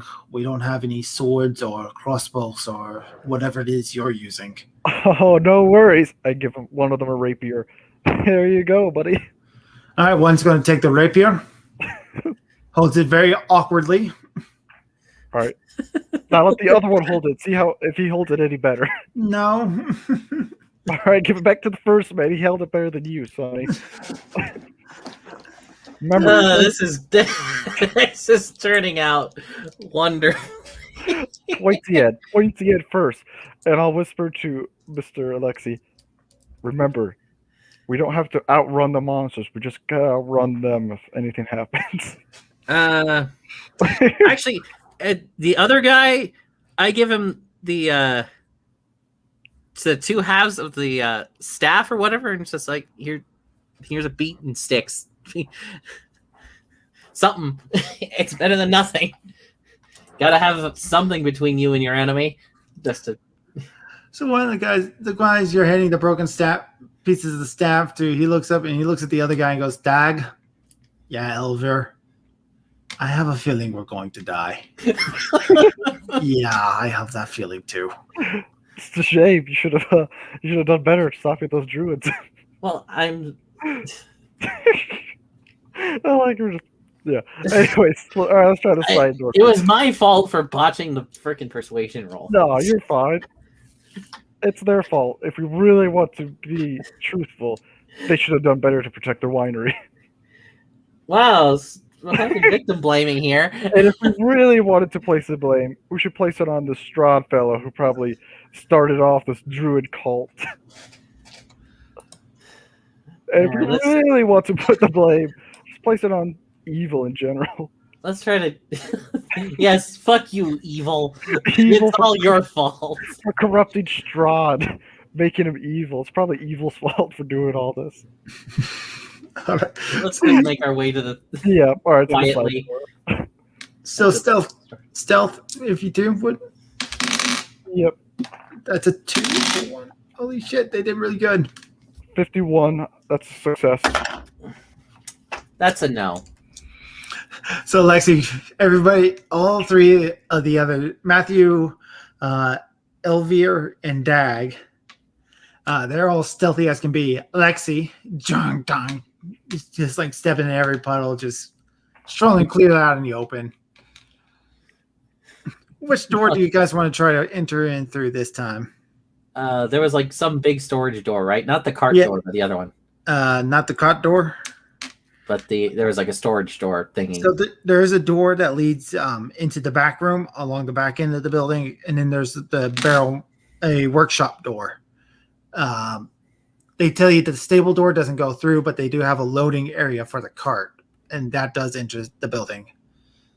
Otherwise, there is this great big like a porch where they have outside vats that apparently lead into the vat room.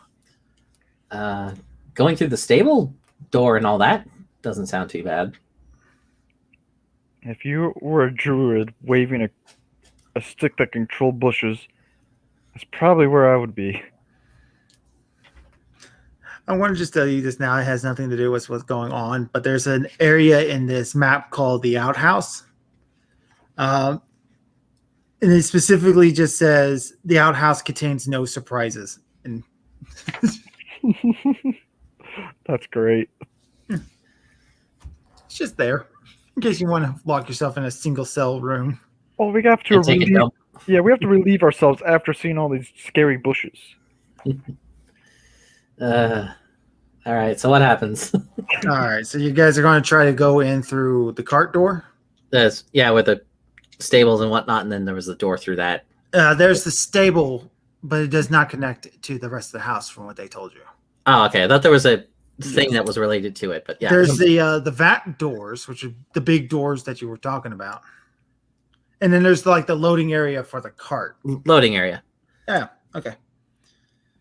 So you start walking up there, and with Alexi and his bad roll, you start getting shouts at from a druid from above. So you look up, there's this big hole in the ceiling with a wooden crane meant to load these big barrels of wine into the cart.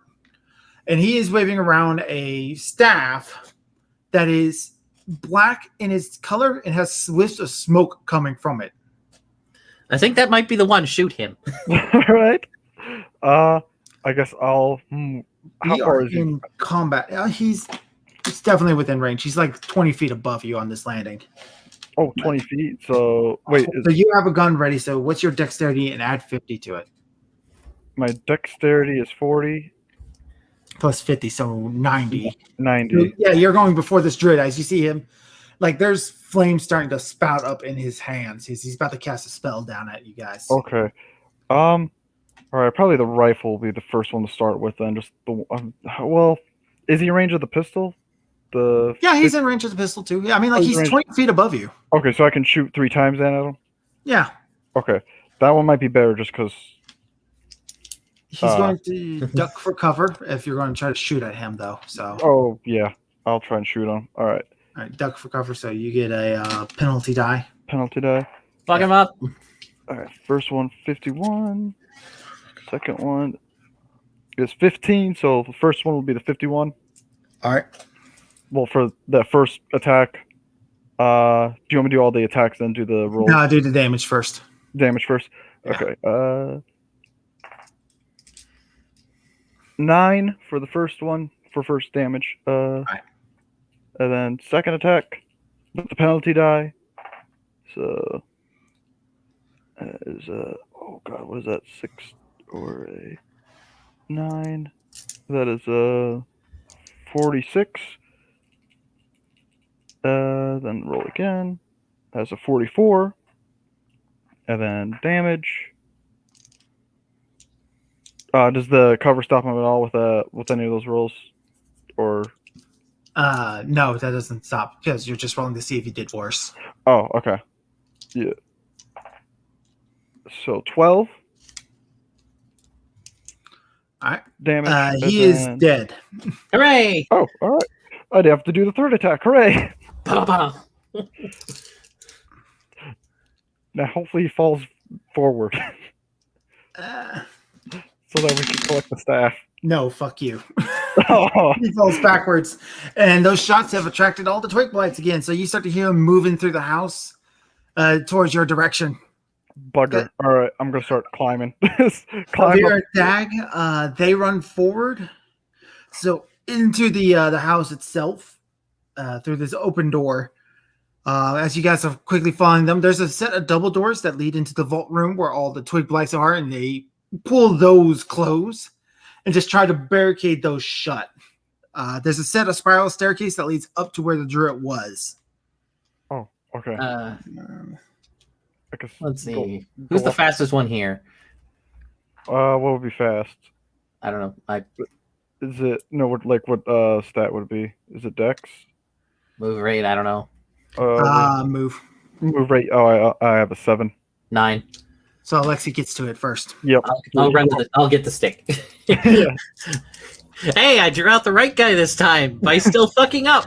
All right, so you pick up this stick. It is spongy under your hands, and when you squeeze it slightly, it bleeds. That's going to be a sanity check as you're holding magic item.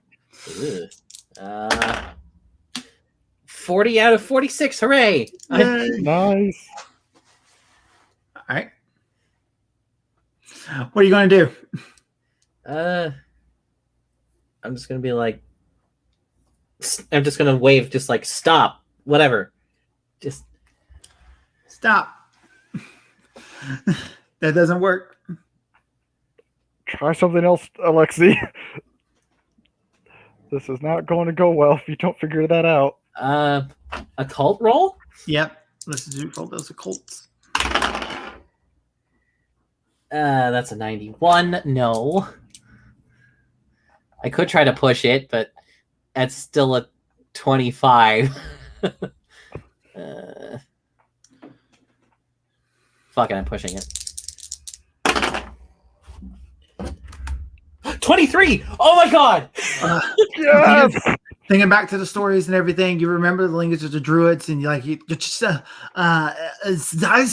you just start chanting, and suddenly all the movement in the house just stops. Lexi, what's your magic points at? My magic points Yep. at 12. You are now at have 11 because you're casting spells through this thing. Okay. So you now have the twig blights under your control.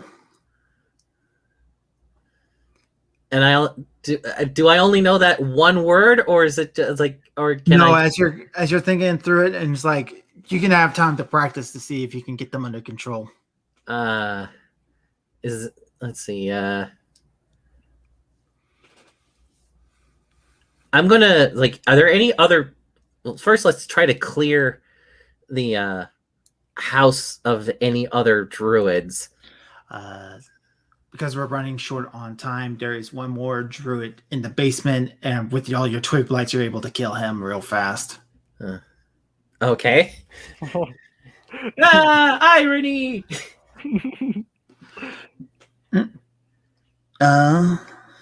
We are legitimately out of time. Oh, Okay. We got 6 minutes. We like we liberated the winery. yep, we liberated the winery. Look at your NPCs. I mean, these two kids didn't die. I'm like, look at them. You say kids, but these two are adults. They are adults. I call them kids because they're new to this fight, I guess. Judging from the sword holding. So, Devana, the leader of this group, the older man, he walks up to you as you all have cleared out the winery and goes, "So, you are going to try to gather up the you're going to try to go to the druids' home now? What are your plans?" Well, we will think of that we'll think of that plan next time. yeah. I was like, I think our first goal is trying to get wine. Now we have, because of our conscience, or my And conscience at least, yeah, gotta save everyone. I'm still very out of breath. Yeah. It's like, Alexei, you did good. Just so Thank you know, you did good. Commanding those bushes to murder that last druid, though, that wasn't expecting that, but still, you did good. All right, so we're just going to go ahead and wrap it up there then. Uh-huh. All right, that is it. You guys survived yet another day. Oh, hooray! Yeah, that pause when I was trying to because I rolled the one die and then the D100 went behind my keyboard, so I moved the keyboard out of the way. And it's like, yay! Yeah, I gotta find a better place to start rolling die because I'm like, what does it say? I gotta reach, and then, but yeah. Oh my god, so lucky. Dice gods were generous today. Yeah. Holy crap!